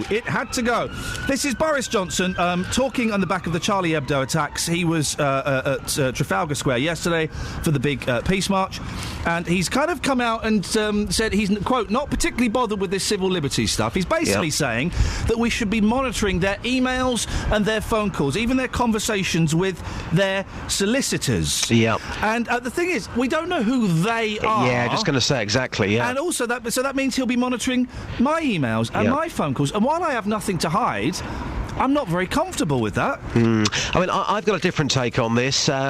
It's my personal belief. If people, the powers that be, let's say, if they want to monitor my phone calls, if they want to go through my emails, do what you like. As long as you are keeping me and my family and my friends safer, go for it. I've got nothing to hide. You're not going to find anything. But, of course, you've got to look to be on the safe side. So you'd be happy, then, for someone to stand outside your house and every letter that you were sent, they would open it and read it? I have no problem with that at all. Really? If you want to read my bills, if you want to read them, absolutely fine. I've got absolutely nothing to hide. Maybe it's because... But I've got nothing to hide, and I'm really uncomfortable with that thought. I suppose it's slightly different for me, because I work in radio. Pretty much everyone knows everything about me, so everything's out there anyway. But to some people, of course, they would be offended, but I just think in today's society, we know there are people out there who want to cause harm. Let me give you a quick example. My fiancée, she was on one of these 7-7 trains. Thankfully, she survived. So if that means that people monitor my emails and my phone conversations to keep this country safer, well, so be it. Bring it on. I don't know how it would keep it safer, though. Because the terrorists aren't going to phone each other up and go, come on, mate, we're going to go and blow up a train today. But they would need to make communication somehow. I think a lot of people that were doing something naughty, let's say, we all know what people do. They go and buy a pay-as-you-go mobile phone. They buy it with cash so it can't be traced. Or they go and meet in a park and they sit on a bench and say, we're going to go and blow up this train later. But they've got to make communication in the first place to enable them to meet in that park. Do you see what I'm saying? OK, well, if they buy a pay-as-you-go mobile phone, how are we going to trace it to anyone then? Well, I don't know the monitoring techniques. You've taken it to the streets, Just. Yep, I have. I've been asking people, are they bothered about their civil liberties? Gets a bit edgy towards the end. Mixed views on whether people would have their emails and their phone calls traced by the powers that be. Here's what people had to say. Hang on a minute, this is Electric Dreams. I don't know what happened there. Here we go, right, this is it. No, but I'll feel embarrassment because that's against, privacy, because you can't check my email and, well, you can spy on me, but you don't have to check my emails and read my emails and listen to my conversations. That is bad. That would be very bad. We need to keep our country a safer place, don't we? That means there might be other ways to do it, but not to look at my things, No. You'd be highly offended if somebody was looking through your emails. Really very offended. So let me ask you, are you particularly bothered about your civil liberties? How would you feel if somebody was monitoring your phone calls, your emails to keep this place safer? In this present time, I suppose not very much really, because of the terrorism as it is.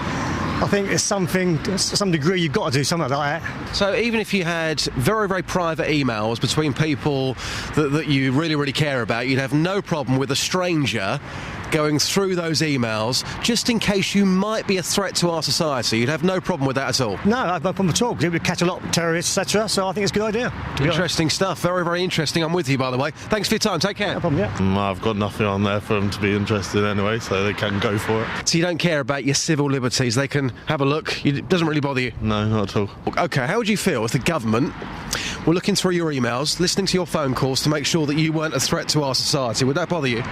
Yeah. Would bother you? Tell us why. It's my personal information. So have you got something to hide? No. I don't. But if someone... Right, but that's my personal information. So you don't think it'll make our country a safer place to be, but by the powers that be doing that? Done. Sorry? The thing is, Just, it got uncomfortable, didn't it? Did, yeah. I'm done, whatever that means. Well, it means she didn't want to talk to you anymore, fella. Take the hint. Learn the language of the street. The thing is, this was said a protest about freedom of speech, and it would curtail freedom of speech. Supposing I sent you an email saying, oh, flippin' heck, Justin, that David Cameron, I could bloody murder him. Right? Now, you know I have no intention of murdering David Cameron. Yep. But then GCHQ intercept that, and then they start monitoring me and haul me in for a questioning. I don't know if they'd haul you in. They'd probably monitor you, but I just think... Well, hang on a minute. I'm frustrated with David Cameron in this fictional world, and I said, I could murder him. But I think they'd use better techniques than that. Obviously, but this is it. Everyone's been brainwashed by 24. They don't have better techniques than that. They would probably look at your history. They'd probably look at your connections, and they would soon realise that, in actual fact, you've just said that, and you didn't really mean it. I just think that anybody who doesn't want to have their emails or their phone calls monitored, how can I put this? They don't really care about this country. What they would monitor is the fact that my name is Iain, my name is not Abdul, that I don't go to a mosque, and then they go, all right, fair play, we'll let him go. Quite possibly. So then it potentially becomes about racial profiling. Possibly, but if we can monitor people and just make sure that let's just say one plot is saved, well, surely that can only be a good thing for people's safety in this country. What if you've got nothing to hide? Get real, guys. In today's society, there are people out there who want to kill and cause serious harm to others in this country, to innocent people.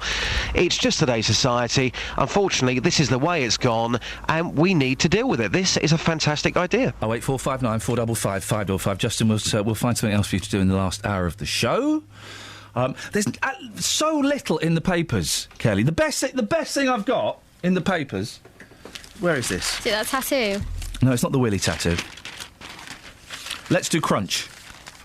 This is actually genuinely a good idea. You know there's that shop that opened, all they sell is cereal? No. Oh. There's that shop that opened and all they sell is cereal. You been cereal? Yeah. It's in probably Hoxton in East London. It's blokes with long beards. It's hipsters, right? Right. And so and they've got like thousands of different cereals, and a bowl of cereal is about £3.40. And they've got different kinds of milk. Okay. Okay. Yeah. Well, now they've opened up a sandwich shop in Belfast, selling 35 different sandwiches, all made with crisps. I could murder a crisp sandwich right now. Inside? Yeah, in the sandwich, mate. I don't know how I'd feel about that. You've never had a crisp sandwich? No, yeah, but you put the crisps in fresh. Yeah. If they're already in, it might get soggy. Like if you have, say, cheese and cucumber with crisps in that you've already bought, how long have they all been in there together? Well, the only thing they add is cheese and ham. Here we go, look.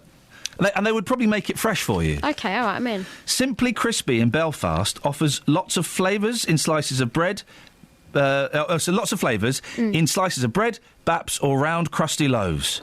Cheese and ham can be added.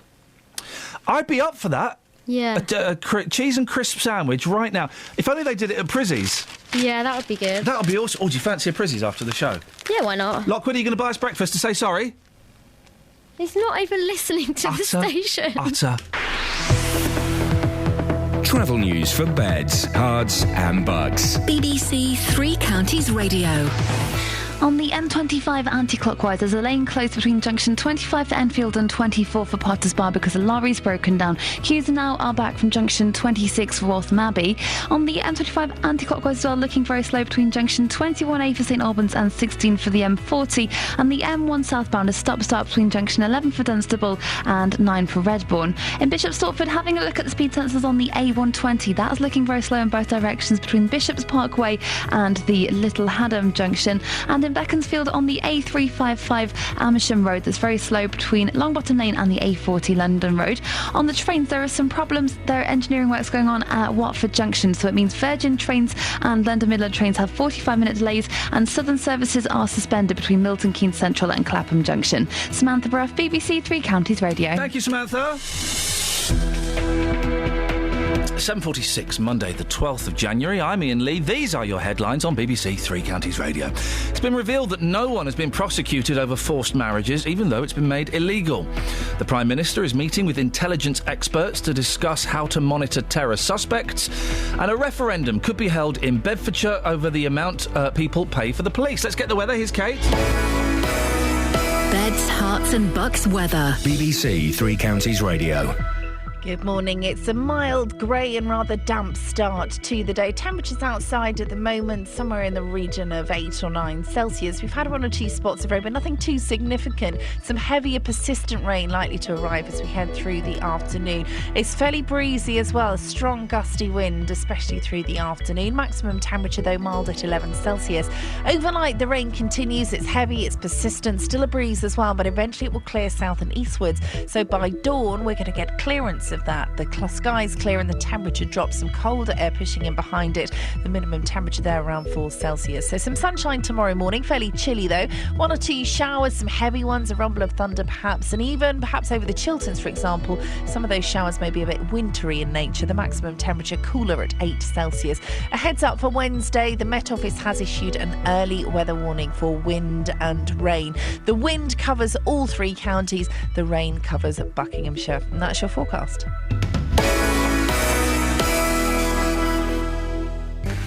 Three Counties Sport isn't just about hearing your team in action. It's going to be Baker, and Baker gets his goal, and history has been made at Stadium MK. It's about the managers. He's a great lad, and the culture we have here, he's going to fit right in. So really pleased to have captured someone like that. The players.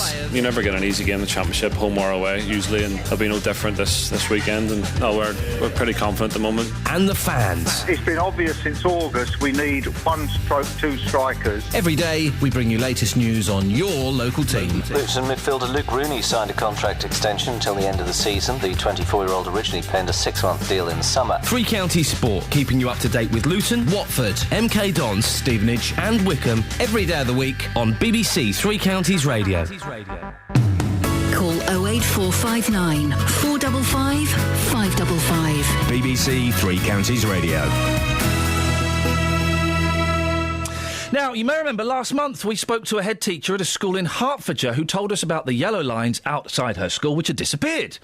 Well, we investigated and Hertfordshire County Council told us the lines would be back by the second week of January. So, let's find out if that's happened. Julie Michael is head teacher at Edwin Street Middle School in Buntingford. Morning, Julie. Oh, good morning. Why had these lines disappeared? What had happened? Well, in October half-term, it was obviously deemed to be necessary to resurface Bowling Green Lane, which is quite a narrow residential small road, as the name indicates. And during the half-term holiday, this resurfacing had taken place. We returned to school to find that the yellow lines had been tarmacked over. So we were really concerned because it meant that people could park anywhere, therefore making it very, very difficult for the transport of children to go up and down already a very narrow lane safely. Our school has 50 employees, 450 pupils. The upper school, which is 100 yards from ours, has double that number. So all in all, you've got about 1,500 people using this road. And it's meant that cars were parking on both sides of the very narrow lane and making it very difficult. We were told that these lines will be back by the second week of January. We've passed that point, so what's happened? So we're really pleased because we came back to school on the last week, actually, on the 5th of January, and there were lines. Brilliant. Yeah, we thought so, but unfortunately the lines were incorrect. What do you mean incorrect? Well, at the bottom of the lay-by, we have very many coaches that come to collect the children. A lot of the children come from little villages and so on and so forth. And so we have a lay-by. At the end of the lay-by, by the bottom gate to the school, there were originally double yellow lines, allowing me, if you like, a point at which I could cross the children safely over behind these big coaches to the other side of the road because I could see both ways. Those have not been reinstated at all, so now cars are parked all the way along the bottom gate, if you like. And then further down, where they had started the yellow lines, they painted them for about 100 metres, a short space. Yeah. Then obviously a car was parked there. So they stopped and then continued after where this little car's parked. And it's only a small car, so this person keeps parking there every day now. Well, they've got their own private parking space. Yeah, they have. It's unfortunate. If you've got a longer car, you can't use it. But if you've got a little car, you're fine. What a balls up. Terry Douris is responsible for highways and Hertfordshire County Council. It's a balls up, Terry. No, it's not. Tell us why. Because when I came on the 15th of December and we had a discussion about this, I said it would be done by the second week in January. We are in the second week of January. The yellow line painting, which is scheduled and was scheduled to be done this Friday, the 16th of January, it will be done, weather permitting, on the 16th of January. And we have to have those particular permissions so that if there is a car parked on the road on that day, we can actually remove it. What happened was that I thought that was the plan. You said well, hang on a sec, Terry. You'll come back in a second. During the Christmas holiday, Terry, you said that you would make sure that this time that the lines were painted, you would get all of the procedures in place to make sure that the road was clear. Did that not happen? Yes, it will happen on the 16th of January, which is the second week in January, weather permitting. Julie? Well, it's obviously been back, and because they were not there when we finished school, so somebody's come back and done it, but done it incorrect. And I'm really pleased they're going to come back on the 16th and do it correctly. But I'm really shocked that obviously some team of people have come out, a lot of money's been spent, and they've done it incorrectly. Now they're coming out again. So there's all this, if you recollect, they came out earlier, but they hadn't made the road clear of vehicles. So that was a waste of people's time coming. They've come back a second time, done it incorrectly. Now they're going to come back apparently a third time on the 16th and hopefully do it correctly. I'll be delighted if they do. But another interesting thing is that in January of this year, of last year actually, there was a proposal to have further double yellow lines for the opposite side of the road, following concerns raised about the on-street parking, causing obstruction and reduced visibility for pedestrians and approaching vehicles. And the local county councillor, Rosemary Cheswright, thankfully recommended it as a priority, and the work is being funded by Highways Locality Budget Scheme. Now, with all that happening, all the objections, if you like, were put out, and that's been brought to the table, but still we've heard nothing at all about that, and that's now a full year.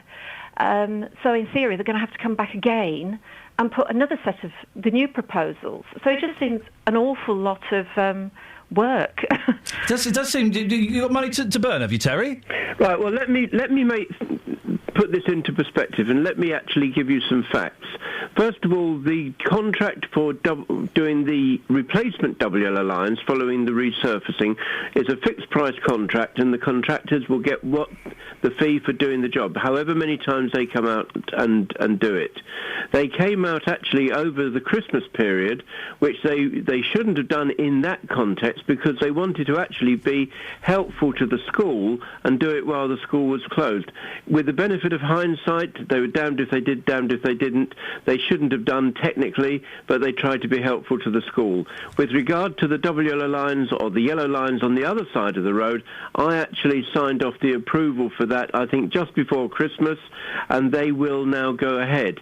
The point about this, and it takes a long time, but it is not a delay, because you have to actually go through an informal consultation. You then have to go through the procedures for these yellow lines, and then you have to go through a formal consultation. I'm pleased to say that from my recollection there were no objections to these, and as a result I was able to sign them off, and they will be done. Beautiful. But you mustn't conflate the two particular listen, jobs. Listen. So, Terry, the original lines will be done on Friday, will they? The original lines will be done, weather permitting, on Friday. Okay. Can we all agree to meet on Monday and hopefully all shake hands, have a big hug, and park safely? Julie, Terry? Unfortunately, I'm already committed on Monday, but Tuesday? I'm sure that there will be people out there. How about who will be Tuesday? happy. I'm sorry? How about Tuesday? I'll have to look at my diary and I'll come back to you. Maybe Wednesday? I wouldn't want to be late in the same way that Matt was possibly late this morning. Are you saying you won't come back on, Terry? No, you know full well I will always come back on. So we can say Tuesday or Wednesday? But you were saying, can we meet out there? No, I mean on the phone, you silly sausage. No, Sorry if I didn't make that clear. Let's be accurate. It was a metaphorical handshake, a metaphorical hug. Can we do that Monday or Tuesday? Metaphorical Beautiful. handshake. And I'm always up for a metaphorical ruffle of your hair, Mr. Duris. Julie, Terry, we will speak one day next week. We'll sort it out. Thank you very much. Across beds, hearts and bucks. This is Iain Lee. BBC Three Counties Radio. What happened? Ninja mission? There was a ninja mission. I'm talking to Terry, I'm talking to Julie. I turn around, someone has snuck in a coffee. Was that you, Dealey? Did you do that? Did you? It's me, boss. Ninja mission, Matt. He did a ninja mission. Dave, I mean. Good morning. Oh, flipping it. Yes, he did. He did a ninja mission. Who did? Oh, were you not listening to the last... Give the headphones to Dealey. Excuse me. Yes, Dave. Right. Matt was 5 minutes early. You're talking to Dealey, because I haven't got the patience to speak to you. Flipping heck. What's up, boss? What have you got for us? Justin. Yes, Dave. Matt comes in 5 minutes before you go on air. Yeah, late, yeah. No, not late, because if he had to clock in, a tribunal and boss wouldn't be able to do anything about it. No, Dave, he clocks in at 5:30. No. Pardon? Yeah, yes. He clocks in at 5:30.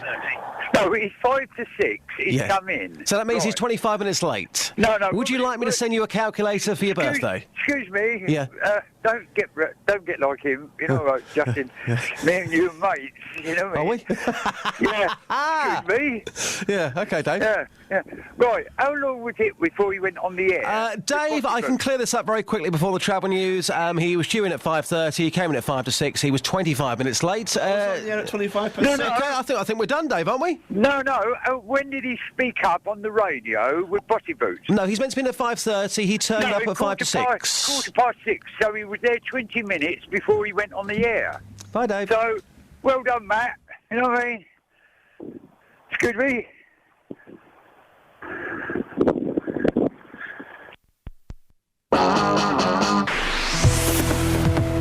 Travel news for beds, cards and bugs. BBC Three Counties Radio. There are still queues on the M25 there from junction 27 for the M11 to junction 25 for Enfield because the lorry's broken down. Anti-clockwise as well, there are queues between junction 20 for Kings Langley and 16 for the M40. And having a look at the cameras on the A1M southbound, that's very slow between junction 8 for Hitchin and 7 for Stevenage. Into High Wycombe on Marlow Hill, that's starting to get very busy as well. And having a look at the trains, Virgin and London Midland services have a reduced service running today with 45-minute delays because of engineering works at Watford Junction, and Southern services are suspended between Milton Keynes Central and Clapham Junction. Samantha Bruff, BBC Three Counties Radio. Thank you, Samantha. Ian has emailed in. That moaning woman on Now. Moan. Tell her to shut up. He's referring to Dave. Excellent stuff. More of your calls and whatever after the news with Lee. Local and vocal across beds, hearts and bucks. This is BBC Three Counties Radio.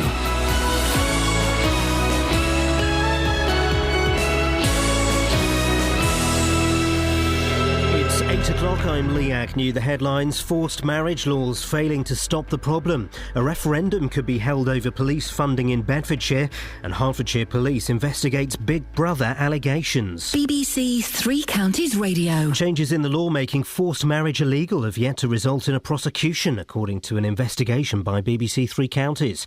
The Forced Marriage Unit has over 1,300 cases, but no one has been charged. Colette Paul, the Chief Constable of Bedfordshire Police, says attitudes are changing, but it isn't just the responsibility of the police. I think awareness has got much better. We've certainly got a forced marriage unit. You know, it's only a small unit, but is really, really linked in with the partners in Luton. People do understand it more now. I think the fact it's now a criminal offence has been really helpful. But it's not just about police, it's about communities as well. The Prime Minister is meeting senior intelligence officials to consider Britain's response to the terror attacks in Paris.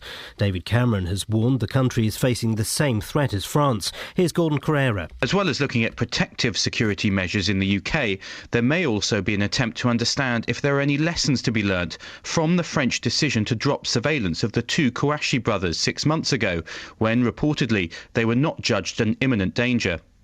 The issue of surveillance of communications, which has been politically contentious in the UK, may also arise. Divers in Indonesia have recovered the black box flight data recorder from the AirAsia plane that crashed into the Java Sea 2 weeks ago. The cockpit voice recorder has yet to be retrieved, though search teams know where it is. A referendum could be held in Bedfordshire over the amount of tax the public pay to fund the police force.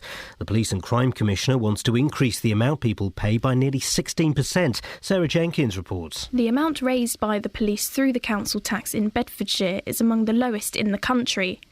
Ollie Martin says the rise would raise around £4.5 million extra each year and would pay for 100 new officers. It would mean people paying between 32 and 48p extra each week.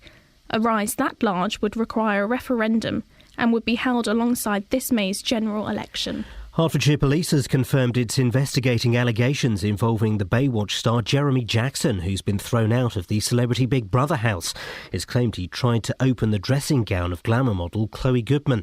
The police say they're working with the show's producers to find out what happened. In sport, it seems the MK Dons lone striker Benika Fobi's played his last game for the club. The Arsenal youngster didn't play for the Dons in Saturday's draw with Crawley. It's being reported he'll join Championship side Wolves. And the weather will be windy with light rain or drizzle. Top temperatures around 11 degrees Celsius. That's 52 degrees Fahrenheit. You can get the latest news and sport online at bbc.co.uk/Three Counties.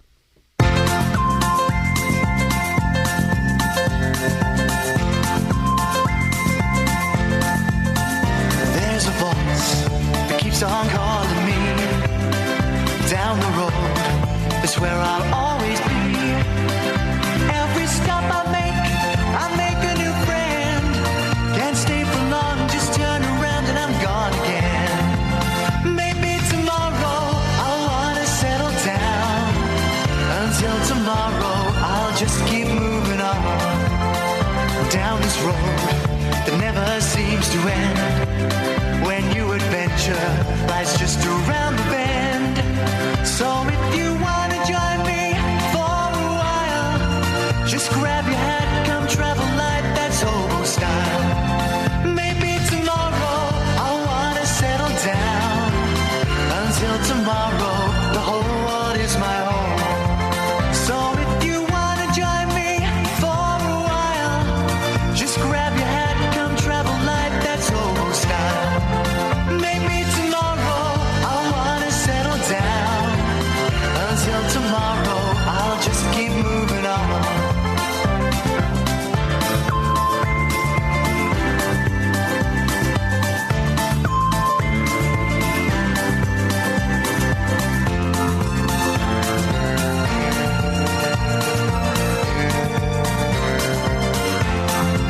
Maybe tomorrow I'll wanna settle down. Until tomorrow I'll just keep moving on. There's a world that's waiting to unfold. a brand new tale no one has ever told. We've journeyed far, but you know it won't be long. We're almost there and we've paid our fare with a hobo song. Maybe tomorrow I'll wanna settle down. Until tomorrow I'll just keep moving on.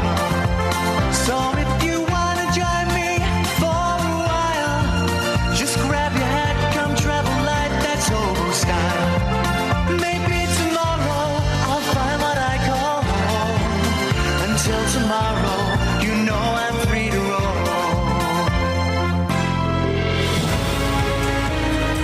Morning, Iain Lee, BBC Three Counties Radio. Talking about forced marriage in a second. Also, Matt Lockwood, can we get him to apologise for being late before the end of the show?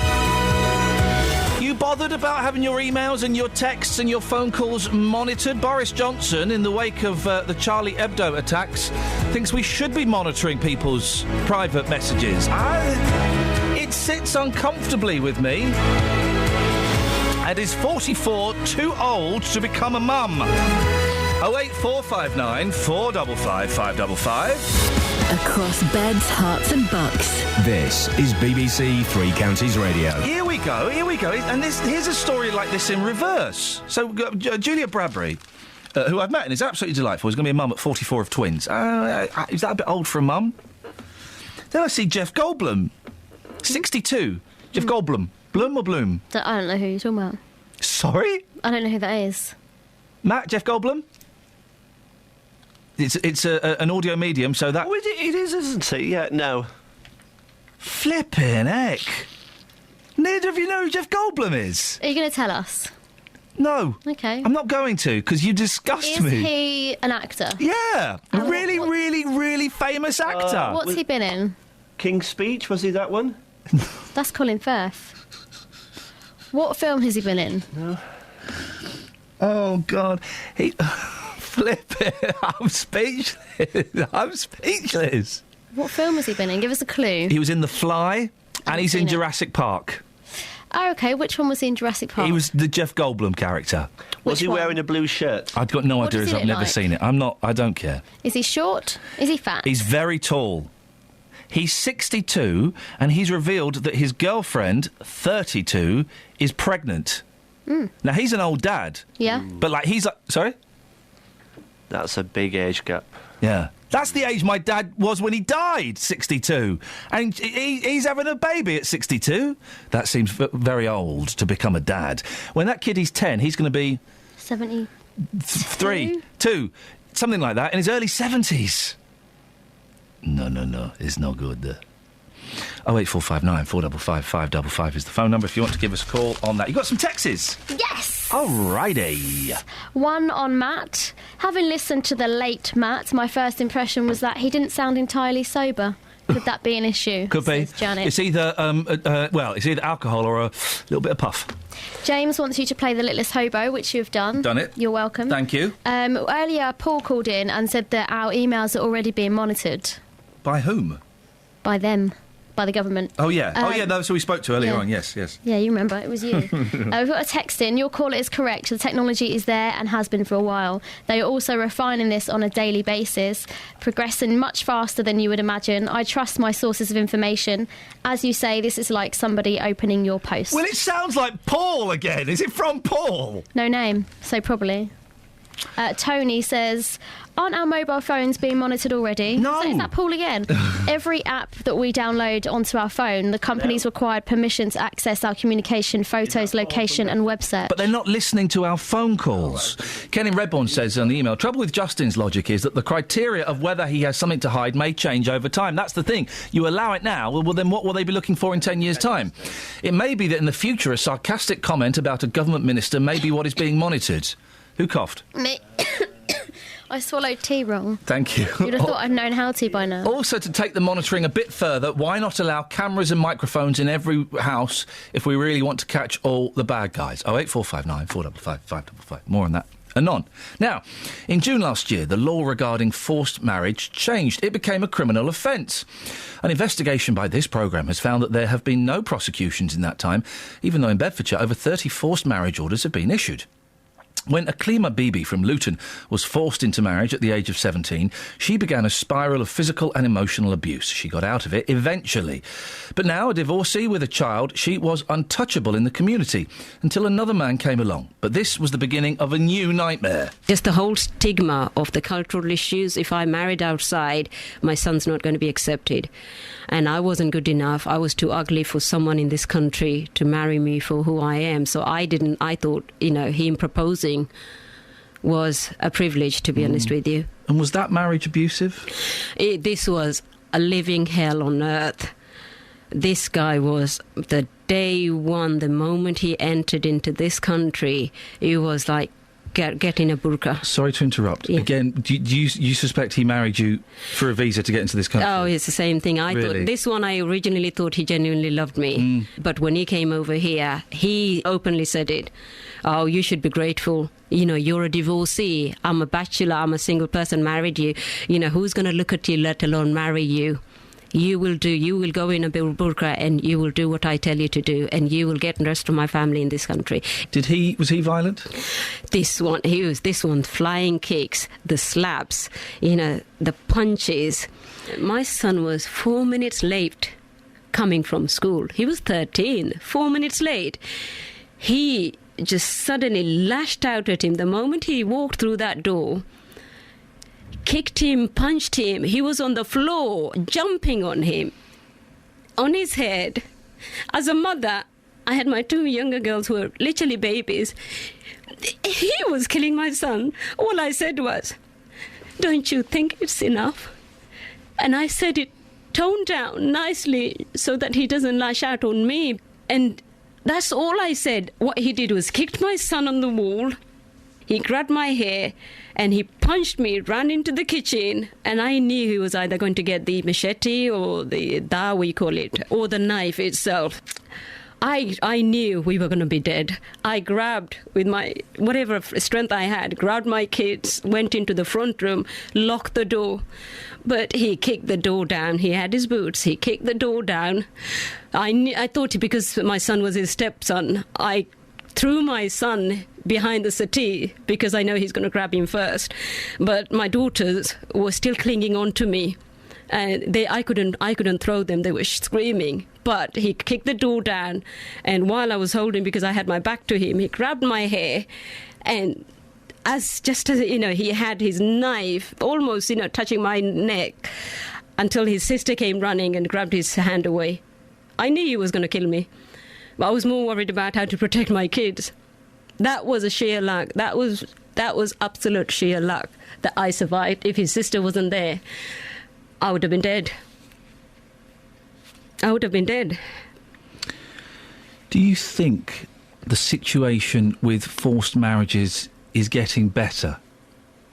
No, I don't think so. I mean, I don't know how much has changed from the 80s to now, but you must have seen the Home Office statistics, how many people are still being forced. I think it's just happening all the time. Like, for example, my second husband, already tried to have my daughters. If I stayed in that marriage, he would have had the upper hand. My daughters would be forced. So how do we stop it then? What do we do? Is it the government? Is it the police? Is it women like you? What do we do? You have to get the police involved, the social services or the court proceedings. I mean, with the legal aid cut now, they are very limited to what they can get or afford. And some of these women are fearful because they're saying, like, what if I go to the police and the social services take my kids away? When it comes to police don't make it easier. Police don't even have the staff to deal with, especially the cultural issues. I suppose, I don't know, deal with the cultural issues, or they make an excuse for not doing their job properly, blaming it on culture and religion. Those young people, this is where the major problem is. They don't help you, so we feel, or people like us or victims feel vulnerable, so they have no option but to go back into those situations. And then they come back and say, oh, we've got this 7-year forced marriage, they can be sent to prison. You're not doing the job at the first place. These people, the government agencies have to do their job properly. They have to help the person who comes forward. It takes great strength to come forward. If I was helped right from the beginning, I would have come out of this abusive relationship long before. Way before than now. But why did it take me so much effort and so much courage to come forward, risking my life, saying that I will carry the knife to protect myself? Why did I have to do that? You know, you want to teach your children to be children, but the tips for survival, I have to do it. Because there's no other protection. I don't have no faith in the police or anyone else. I have to survive, and I have to teach my children how to survive. Clema, I really appreciate you telling me your story. Okay. It's obviously very painful, but it's very powerful, and I appreciate you sharing it with us. Yeah. Thank you.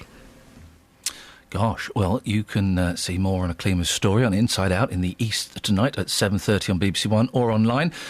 In response, the Chief Constable of Beds Police, Colette Paul, has told us that awareness around forced marriage has got much better. The county has a forced marriage unit with a dedicated team of staff, but it's not just about the police, it's about communities as well. Travel news for beds, cards and bugs. BBC Three Counties Radio. There are long delays on the M25 anti-clockwise from junction 27 for the M11 to junction 24 for Potters Bar because a lorry broke down there earlier on. On the M11 northbound, there's a lane closed between junction 8 for Bishop's Stortford and 9 for the A11 at Saffron Walden, so that's causing queues. And in North Watford, having a look at the speed sensors on the A41 North Western Avenue, that's very busy around the Dome roundabout. Also in Amersham, having a look at Gore Hill, that's very busy between the A413 and London Road, and High Wycombe, the A404 southbound, that's slow between the M40 junction 4 for the High Wycombe Handy Cross roundabout and Marlow Road around the Bisham roundabout. On the trains, there are an emergency engineering works going on in the tunnel at Watford Junction after a problem last night. It's causing some cancellations and delays to Virgin Trains and London Midland services. The ones that are running have 45-minute delays, and Southern services are suspended between Milton Keynes Central and Clapham Junction. Samantha Bruff, BBC Three Counties Radio. Thank you, Samantha. 8:17 or thereabouts. It's Monday the 12th of January. I'm Iain Lee. These are your headlines on BBC Three Counties Radio.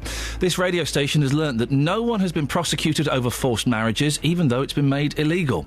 The Prime Minister is meeting with intelligence experts to discuss how to monitor terror suspects in the future, and a referendum could be held in Bedfordshire over the amount people pay for the police. 08459 455 555 is the phone number. 81333. Start your text 3CR. BBC Three Counties Radio.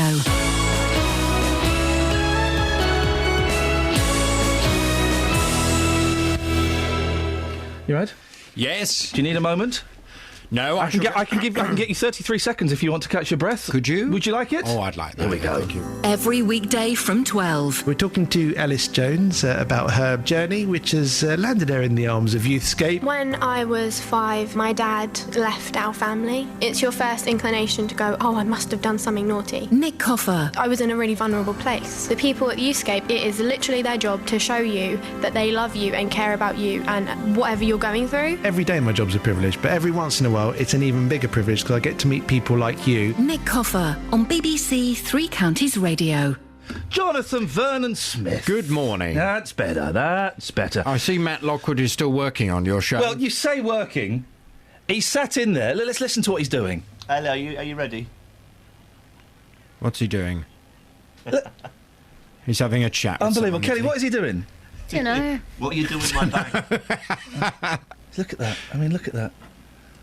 Look, there's just nothing going on there. My bag's in the toilet. He's got very protruding dimples, hasn't he? Hasn't he? I've never noticed his dimples before. He is like an older version of Alan Bennett. He is, yes. He really is. In some ways. Tea and cake, and then got my bicycle and rode into town. What's on your show this morning? Coming up on the big phone in this morning, I'm going to be asking, do you think it's fair to ask British Muslims to do more to tackle extremism?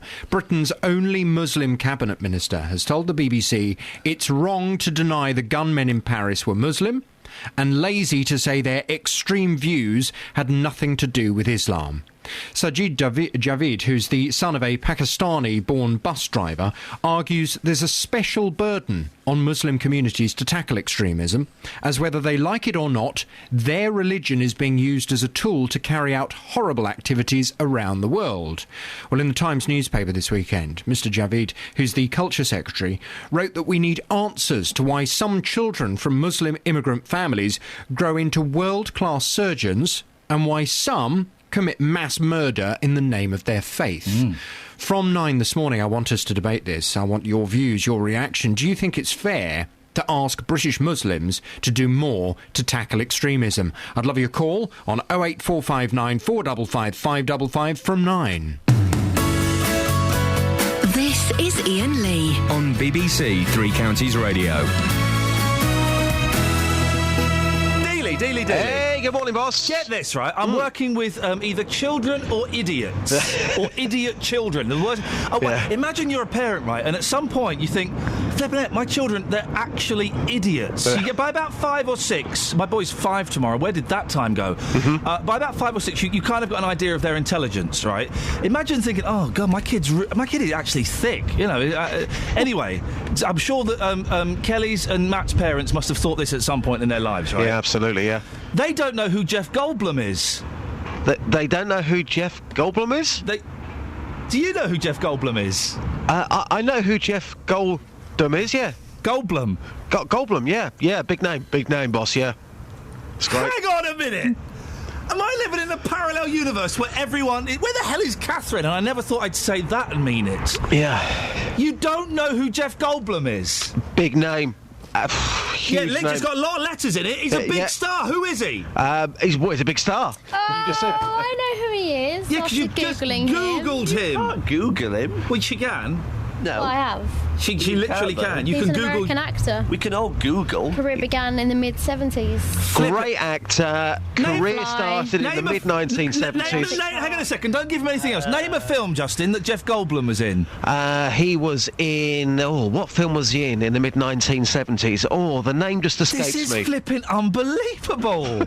I thought he's a massive star. Yeah, but you know me, I'm not too bothered about showbiz. You know, you come from that world. Your tongue is up showbiz backside the whole time. That's your world, it's not my world. Come on, let's get real. I'm all about the people on the street. I don't care about A-list celebrities who made films in the 1970s. And he's in Jurassic Park. And Independence Day. And Independence Day. In Jurassic Park, I thought he was okay, but he wasn't the main star. You don't know who he is. T-Rex was the main star in that film for me. Flipping heck. Great performance. He was also in Friends in an episode.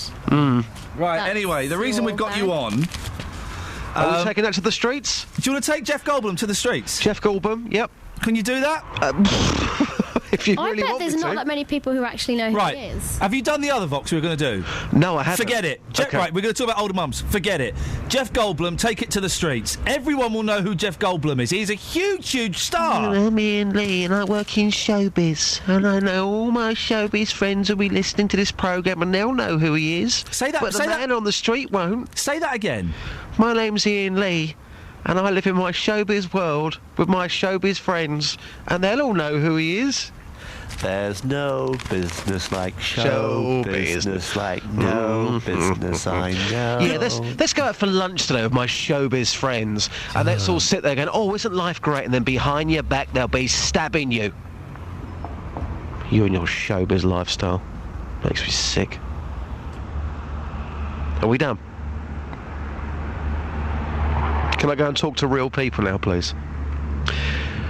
Not people from a world where it's fake, it doesn't mean anything, and a world, quite frankly, where I don't belong, and I don't want to belong in that world.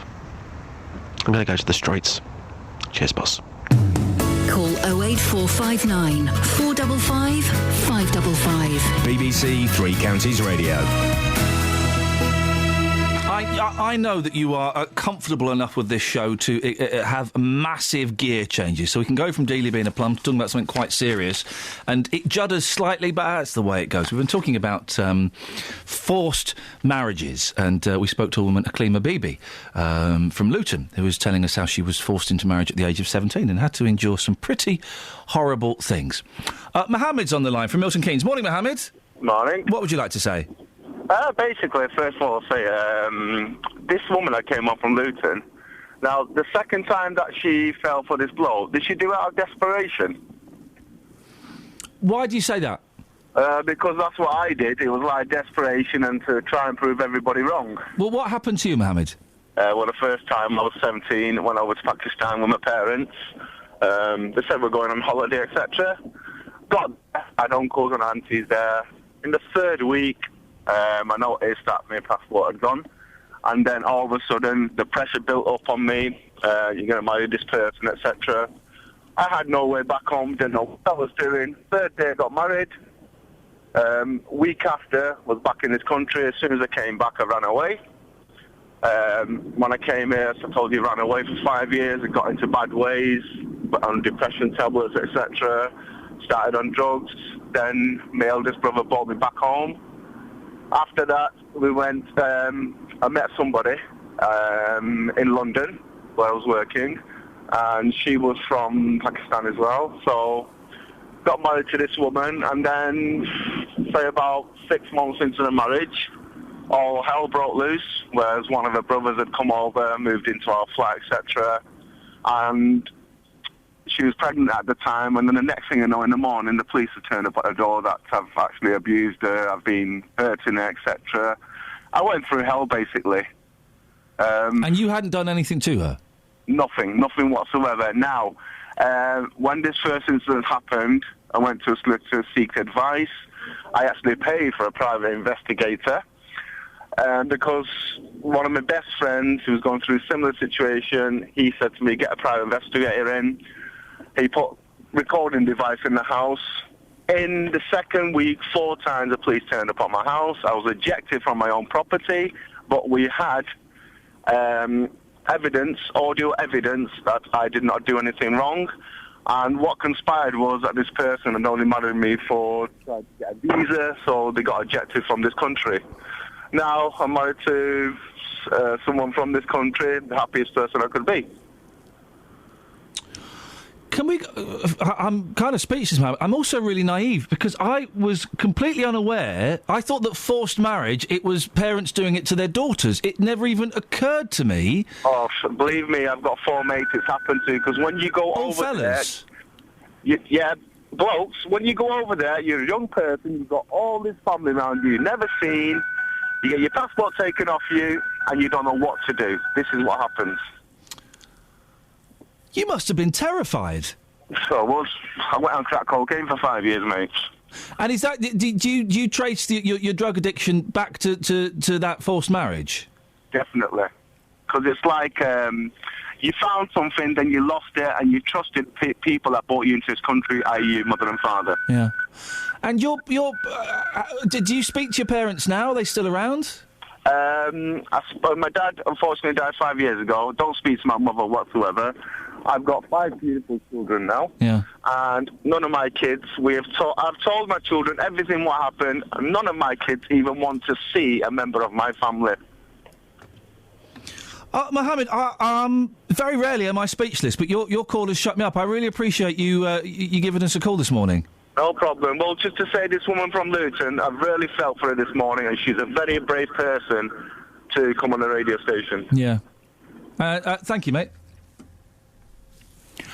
I would never... I'm so naive. It never even occurred to me that would be happening to young men being taken out to Pakistan by their parents to enter into forced marriages. Flippin' heck. Thank you, Mohammed.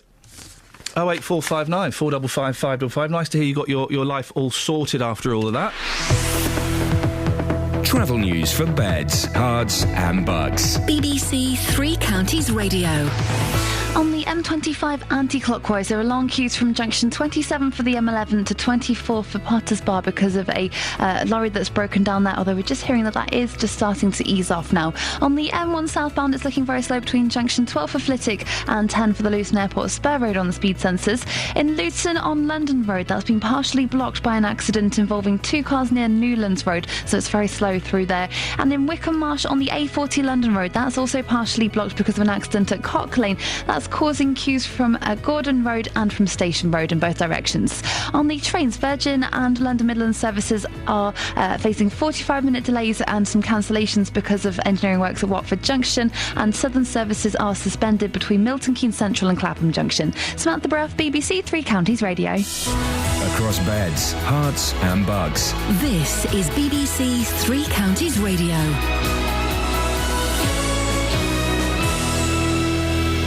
It's 8:30. I'm Lee Agnew. The headlines: no one has been prosecuted over forced marriages, even though it's been made illegal.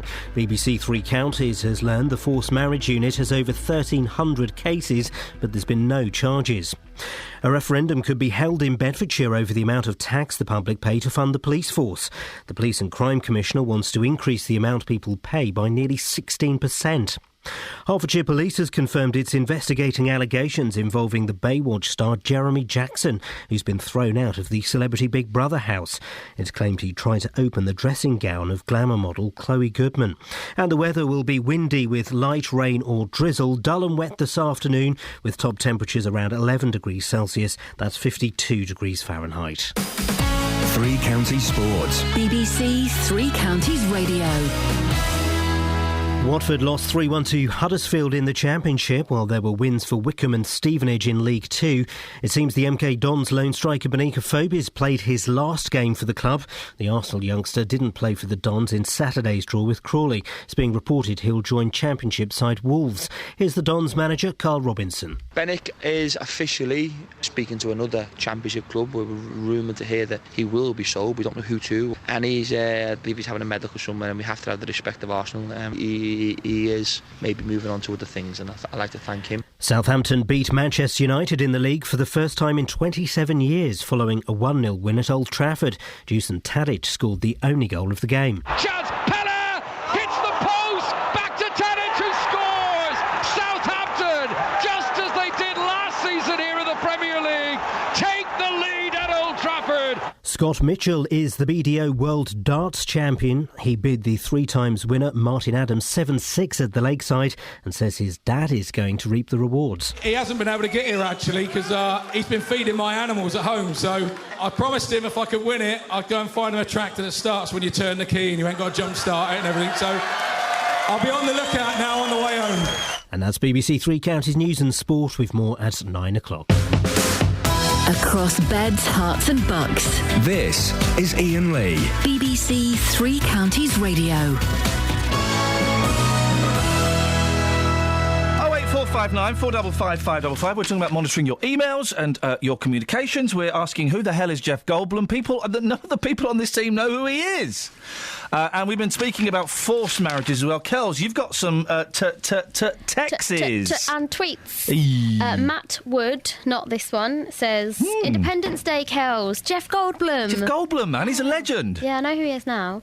And then somebody's put, it's not over till the fat lady sings, Jeff Goldblum. Is that what he says then? Sure, why not? Why not? Why not? On the text, someone says, Iain, you... star. Oh, thank you. Yeah. 4 stars. Thank you so much. I can't get the Little Hobo song out of my head. I'm singing it to myself while walking to work. Maybe tomorrow. Is the Little Hobo, is that similar to the Littlest Hobo? If we're going to call it, let's call it. That's from Tony. This is for you guys. My name's Iain Lee, and I live in my showbiz world with my showbiz friends. What's your beef? Paul's in Bedford. Morning, Paul. Morning. What you got for us, boss? Monitoring of stuff. Yep. So if you think about your Sainsbury's, Tesco's cards and how they monitor your activity, if you go and Google data mining, then if you think the supermarkets do it, what do you think the government does? Listen, this is one of the reasons I don't have a Tesco club card. But all they're doing is just that if I did have a Tesco club card, all it would do is show how many toilet rolls and how many carrots I buy. And it shows how often, it shows where, and that's why you get your targeted vouchers. But that doesn't. But that's just purely statistical information generated by a computer. But yes, so it's data. So an email is data, and so you use data mining to mine those phrases and words that the other Paul was mentioning earlier. But the terrorists aren't going to use bomb blow up trains, are they? They're going to use codes. Look at the Omar bombing. Yeah. How did those people get caught? I haven't got a clue, Paul. You tell me. It was data mining. They did data mining on the phone calls and linked the people together. Was part of it. Was part of it. But should we all be... I don't want my emails or my phone calls monitored. Well, are you doing something that dodgy then? I just respect civil liberties and my sense to a right to privacy. And then that has consequences for the bad guys and the good guys. So that's your choice then, and that's the thing about any country in any debate, isn't it, about it? What's the thing about any country in any debate? Well, in terms of how far do you allow civil liberties to go, and what is the level of monitoring? But also, if you allow it to happen now, then it means that you've opened that door, and that door can be opened wider, and the things they are looking for, they can cast that net wider. And then where do you stop? Do you have someone who comes and opens all of your letters? Do you have someone who puts a camera and a microphone in your house? If you're doing nothing wrong, then you wouldn't mind a camera or a microphone, would you, Paul? Would I mind? Yes, of course I'd mind. Well, but you're doing nothing wrong. I'm not saying it doesn't happen. Yeah, but would you be happy if they put a camera and a microphone in your house? If I wasn't doing anything and it was a bit like Brick Brother and it wasn't in my toilet.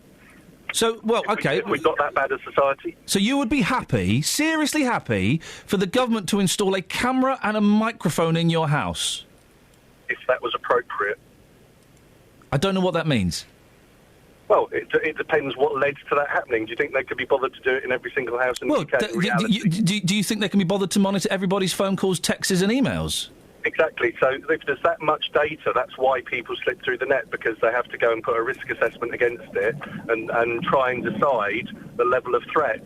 And that's the problem with the French ones. They decided there wasn't that sufficient level of threat for them to carry on doing it, and Paul, they got that wrong. I appreciate your call. Thank you. 08459 455 555. The argument is valid. If you are happy to have your emails and your phone calls monitored because you're doing nothing wrong, well then, the next step is put a camera in your living room, put a camera in your bedroom.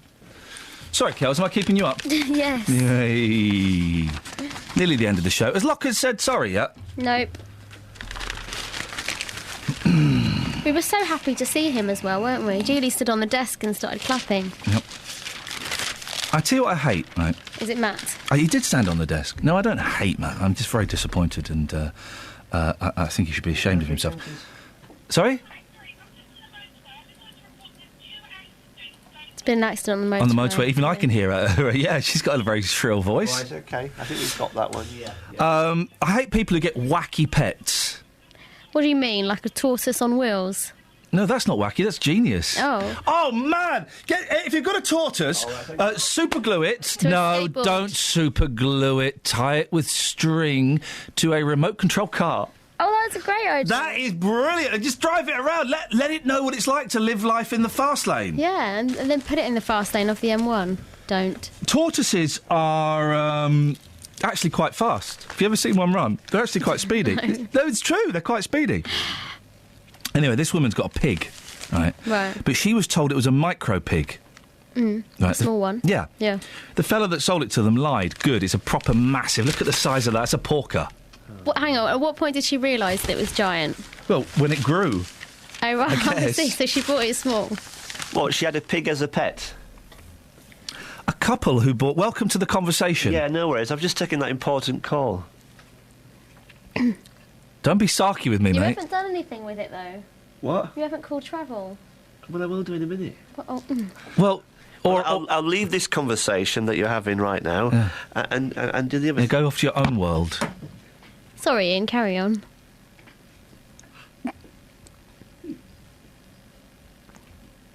I will teach you I'm going to take you to a little place, a little area that I like to call Chinatown. It's not technically a town, it's just a small, it's about 2 or 3 streets, but I'm going to take you there.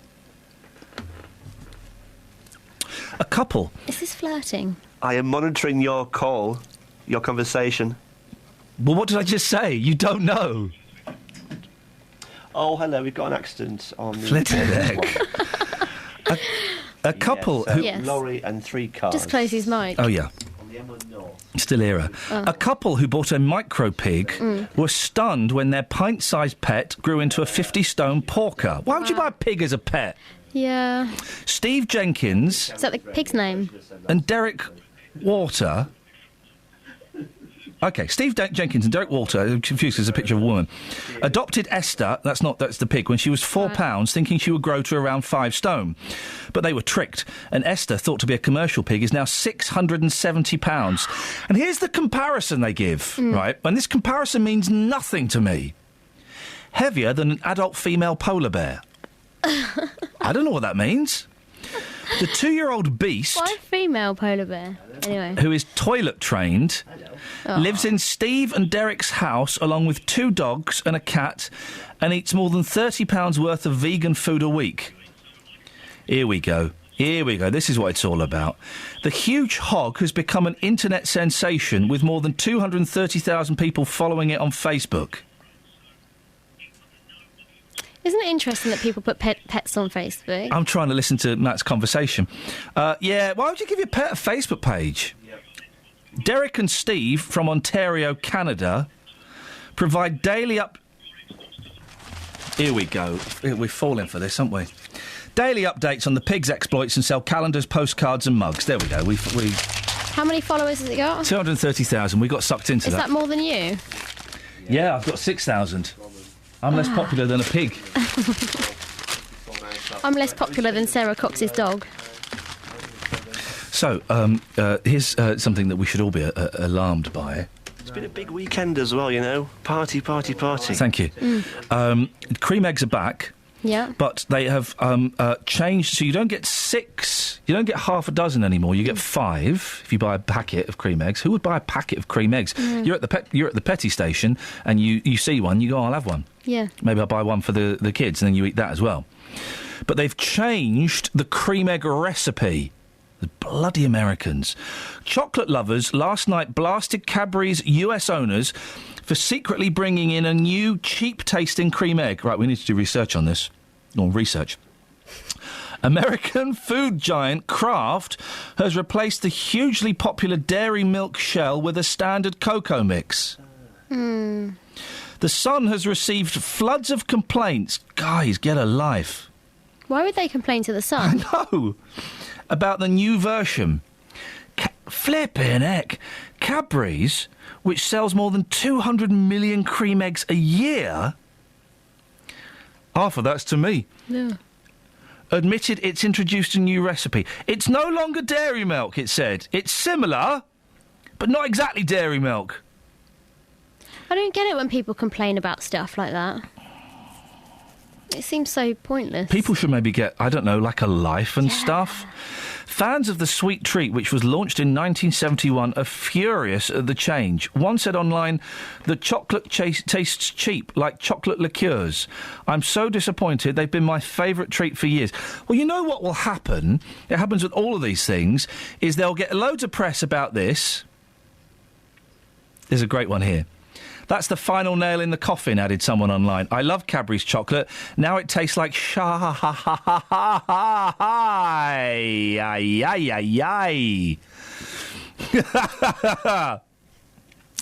There'll be a big campaign about this. You all right? I hate you. Yeah, I know. We nearly both lost our jobs again. Wow. There'll be a big campaign about it. And then... just before Easter, Cadbury's will launch Cream Eggs Classic. Yeah. They'll do the Cream Eggs Classic thing, and everyone will go, oh, yeah, brilliant. And they'll be... It's like Whispers. You remember Whispers, right? Yeah. If you hear a whisper, give us a shout. Why did... Matt? Yep. Why did George Michael have chocolate all over his mouth? Because he liked chocolate? He was careless with his whisper.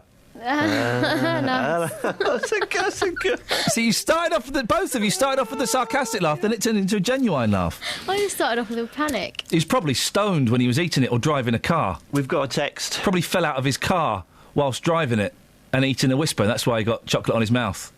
Why has George Michael got grazed knees? He fell out of his car on the M1.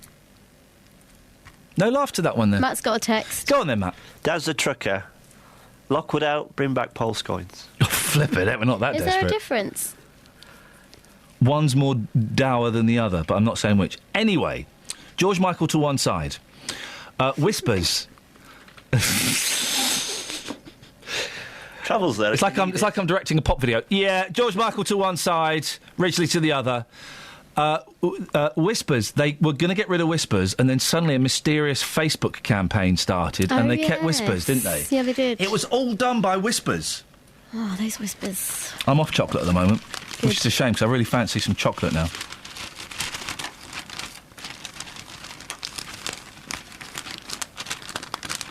Iain. What? Do something, you're on the radio. Oh, flippin' heck.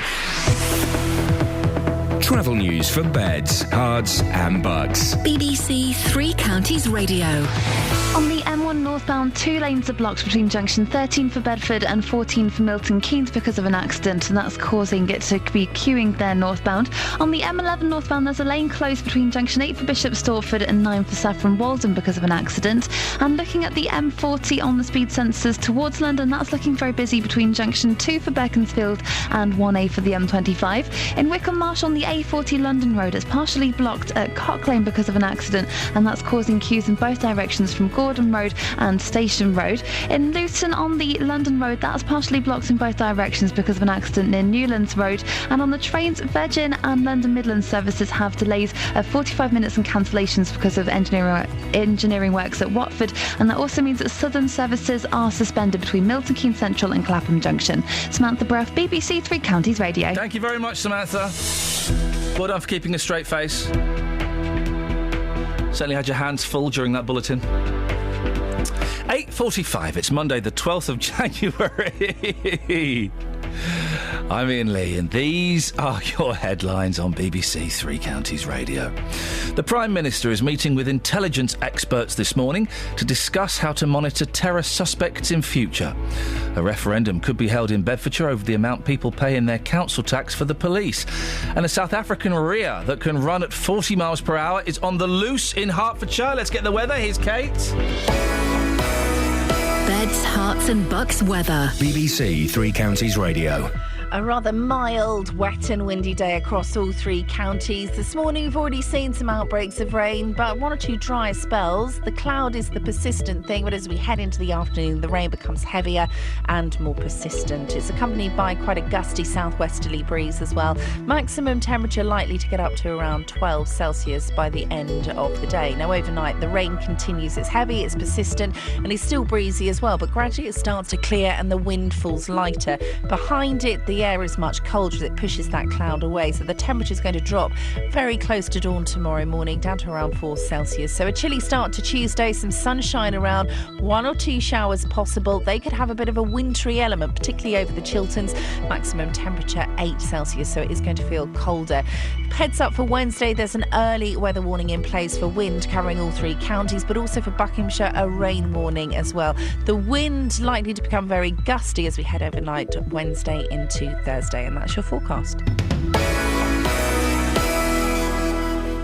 Every weekday morning. Good morning. Welcome to the JVS show. I'm Jonathan Vernon Smith. Local opinions. We think it's absolutely shocking that this young man should continue to have to be punished. He hasn't even shown any remorse or said sorry. Well, firstly, I have to disagree. The JVS show. Well, we're not living in very optimistic times. But it does seem very clear, doesn't it? They're human beings. Some are good people, some are bad. The JVS show on BBC Three Counties Radio. Call 08459 455 555. BBC Three Counties Radio. Morning! Last 10 minutes of the show or thereabouts before JVS. Tim's in Bromham. Morning, Tim. Good morning. What have you got for us, Tim? This monitoring emails and phone calls and stuff like that. Yes, Boris Johnson said at the weekend he's not bothered about all of this civil liberties stuff and he wants to monitor their emails and phone messages, even if it's communications with solicitors. Do you know what, though? It's already happening. You already get it, because let's take, for instance, you've got your personal email account at home. Yep. And you've got an inbox, and you've got something that says probably favourites or promotional stuff. Yeah. All that's doing at the moment, that's just scanning your emails for specific words like sale and stuff like that. What? So it doesn't monitor what's actually in the email per se. It's not reading a whole conversation. Oh yeah, this is how we get those little ads at the top, little banner ads at the top of our emails. Yes, exactly. So you can do that already without actually infringing on anyone's privacy, but you can already check their individual words. So it'll fire up an alert to say if it finds a word like bomb or whatever. And on voice recognition already, anybody who's got an Xbox Connect, that already happens. If your Xbox is switched on and you're sat in your living room, you can have a normal conversation and the Xbox can hear you, but it doesn't do anything until it hears the word Xbox. And as soon as it hears the word Xbox, it switches itself on to be ready to receive something. But to intelligently interpret all of that data from everybody in the country, we haven't got the resources to do that. Well, you've already got it. Everybody's email's already monitored. It's already happening. So what's the problem? I don't understand what the problem is. I need 10 minutes to think about this, and I haven't got 10 minutes, Tim, but thank you. OK. Thank you very much indeed. 08459 455 555 is the telephone number if you want to give us a call. One of the unfunniest shows of all time, Vicar of Dibley. This one. Oh. Sorry.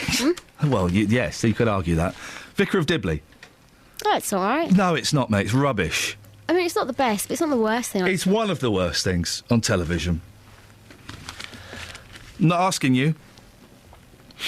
The Vicar of Dibley, right? It's returning. Is it? As the Bishop of Dibley. Why? Oh, flipping heck. Red Nose Day. The thing with Red Nose Day and Comic Relief is we all, the country is expected to lower its idea of what is funny, and we will watch any old tosh. Because it's got someone famous in a situation you wouldn't normally see them in. For example, David Beckham in Only Fools and Horses. Huh. Dawn French's much-loved Vicar of Dibley, loved by whom, is returning to television as a bishop. There will be an episode of her sitcom in March for Comic Relief's Red Nose Day. A source said... echoing the historic decision on female bishops, French's character Geraldine Granger becomes the Bishop of Dibley. A source said Geraldine assumes she's a shoo-in. Here now, spell shoo-in, as in I'm a shoo-in for that job. S-H-O-I-N-G. No. S-H-O. Yeah. E. Hyphen. I-N-G. No, because it's it's shoe-in. Oh, just so S-H-O-E. Yeah. Space. Yeah. I-N. Yeah. I would have thought that, because I thought it was like a foot in the door. So you're a shoe-in. Shoe-in, yeah. It's not, it's S-H-O-O-hyphen-I-N. Oh. Shoe-in. Shoe-in. Shoe-in. Oh, that's quite nice. Matt. Shoe-in. Shoe-in? Flipping I'm a shoe-in. Flipping it, Justin. It's like... Schwinn. I would never have spelt it like that. Or Schwinn. Yes. Justin. Yeah. Jeff Goldblum. He's in the papers. He's 62. Happy birthday, Jeff. 32-year-old girlfriend is... it's not his birthday. His 32-year-old girlfriend... Well, it is if he's got a 32-year-old girlfriend. Every day's his Every birthday. day's his birthday. Well done. At last. Right near the end of the show, Kelly says something funny. She's having a baby. Right. Right. Now, I've got to talk about old dads and all of that, but none of you, lockers, bets, deals, none of you know who Jeff Goldblum is. He's one of the biggest stars in Hollywood. You're wrong. I do know who he is, and my mum always does this, and I'm always having a go at her. So, Mum, can I just apologise to you, because now I'm in your shoes. Because, often there are people out there, names, which you don't quite recognise, but as soon as you see a photograph of them, I now know who he is. He was in The Fly, he was in Jurassic Park, he was in Independence Day, but the name itself, no, straight away, didn't know who he was. Got to be honest. Unbelievable. Yeah. You've taken it to the streets. Well, you said earlier on that every single person would know who he was, and if they didn't know who he was, they were a plum, correct? Absolutely correct. Yeah, OK. So to make it easier, I actually went out with a picture of Jeff. Beautiful. Okay? To make it even easier for you. Fantastic. I don't think you're going to be happy with the results. Oh. Here's what happened. I've got a clue. Not a clue. Iain Lee says that everyone will know who that is. Yeah, not me. What's your name, sir? Raj. Raj, what's your flavour? Tell me what's your flavour? No such flavour. OK. That person is a Hollywood film star. Name him. I don't know his name. I've seen him in movies, but I don't know his name. What movies? I can't recall, actually. Thanks for your time. Thank you. You sure you haven't got a flavour? No. Okay. Let's get the Chinese perspective. This man apparently is an international Hollywood star. Can you name that man? I don't know. Sorry. Take care. Thank you. Who's that, mate? Jeff Goldblum. Ah, we found somebody at last. Hey! Is he an absolute legend? Maybe. Sorry to interrupt your phone call there, madam. Who's that? Name that man.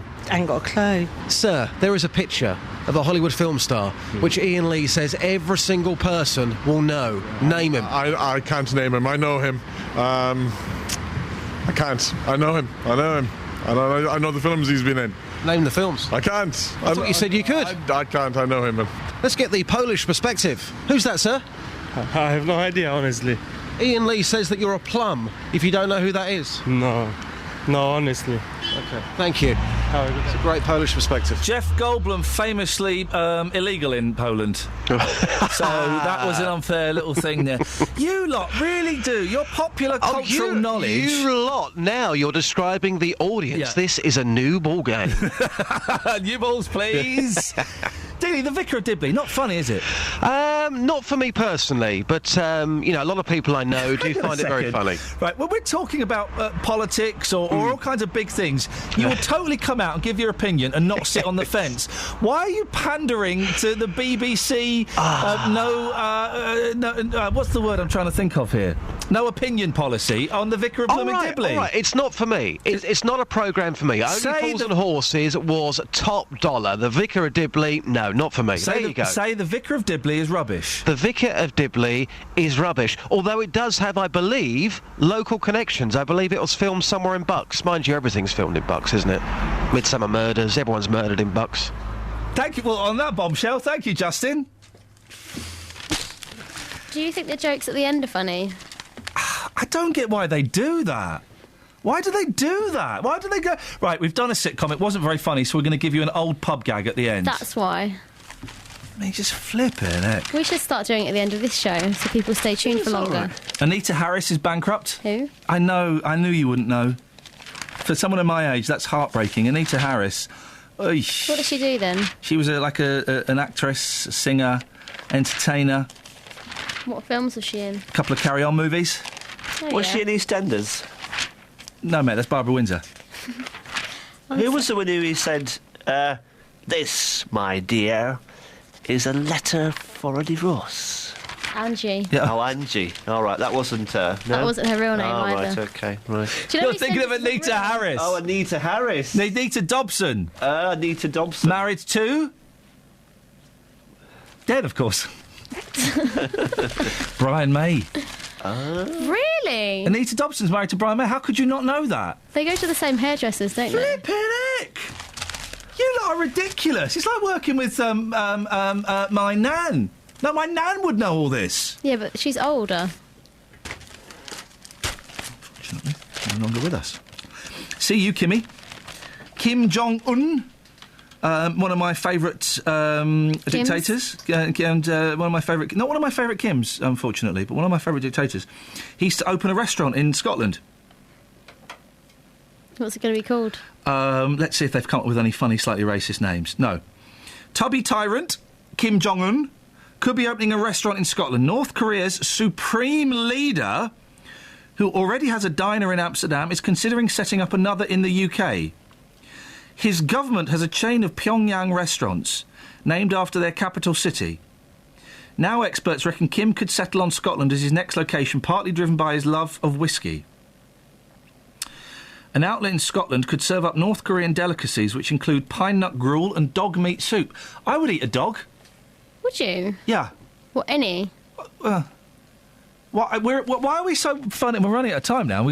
Why are we so funny and precious about certain types of meat that we put in our mouth? Listen, if it's got face, I will put it in my mouth. Would you cook it first?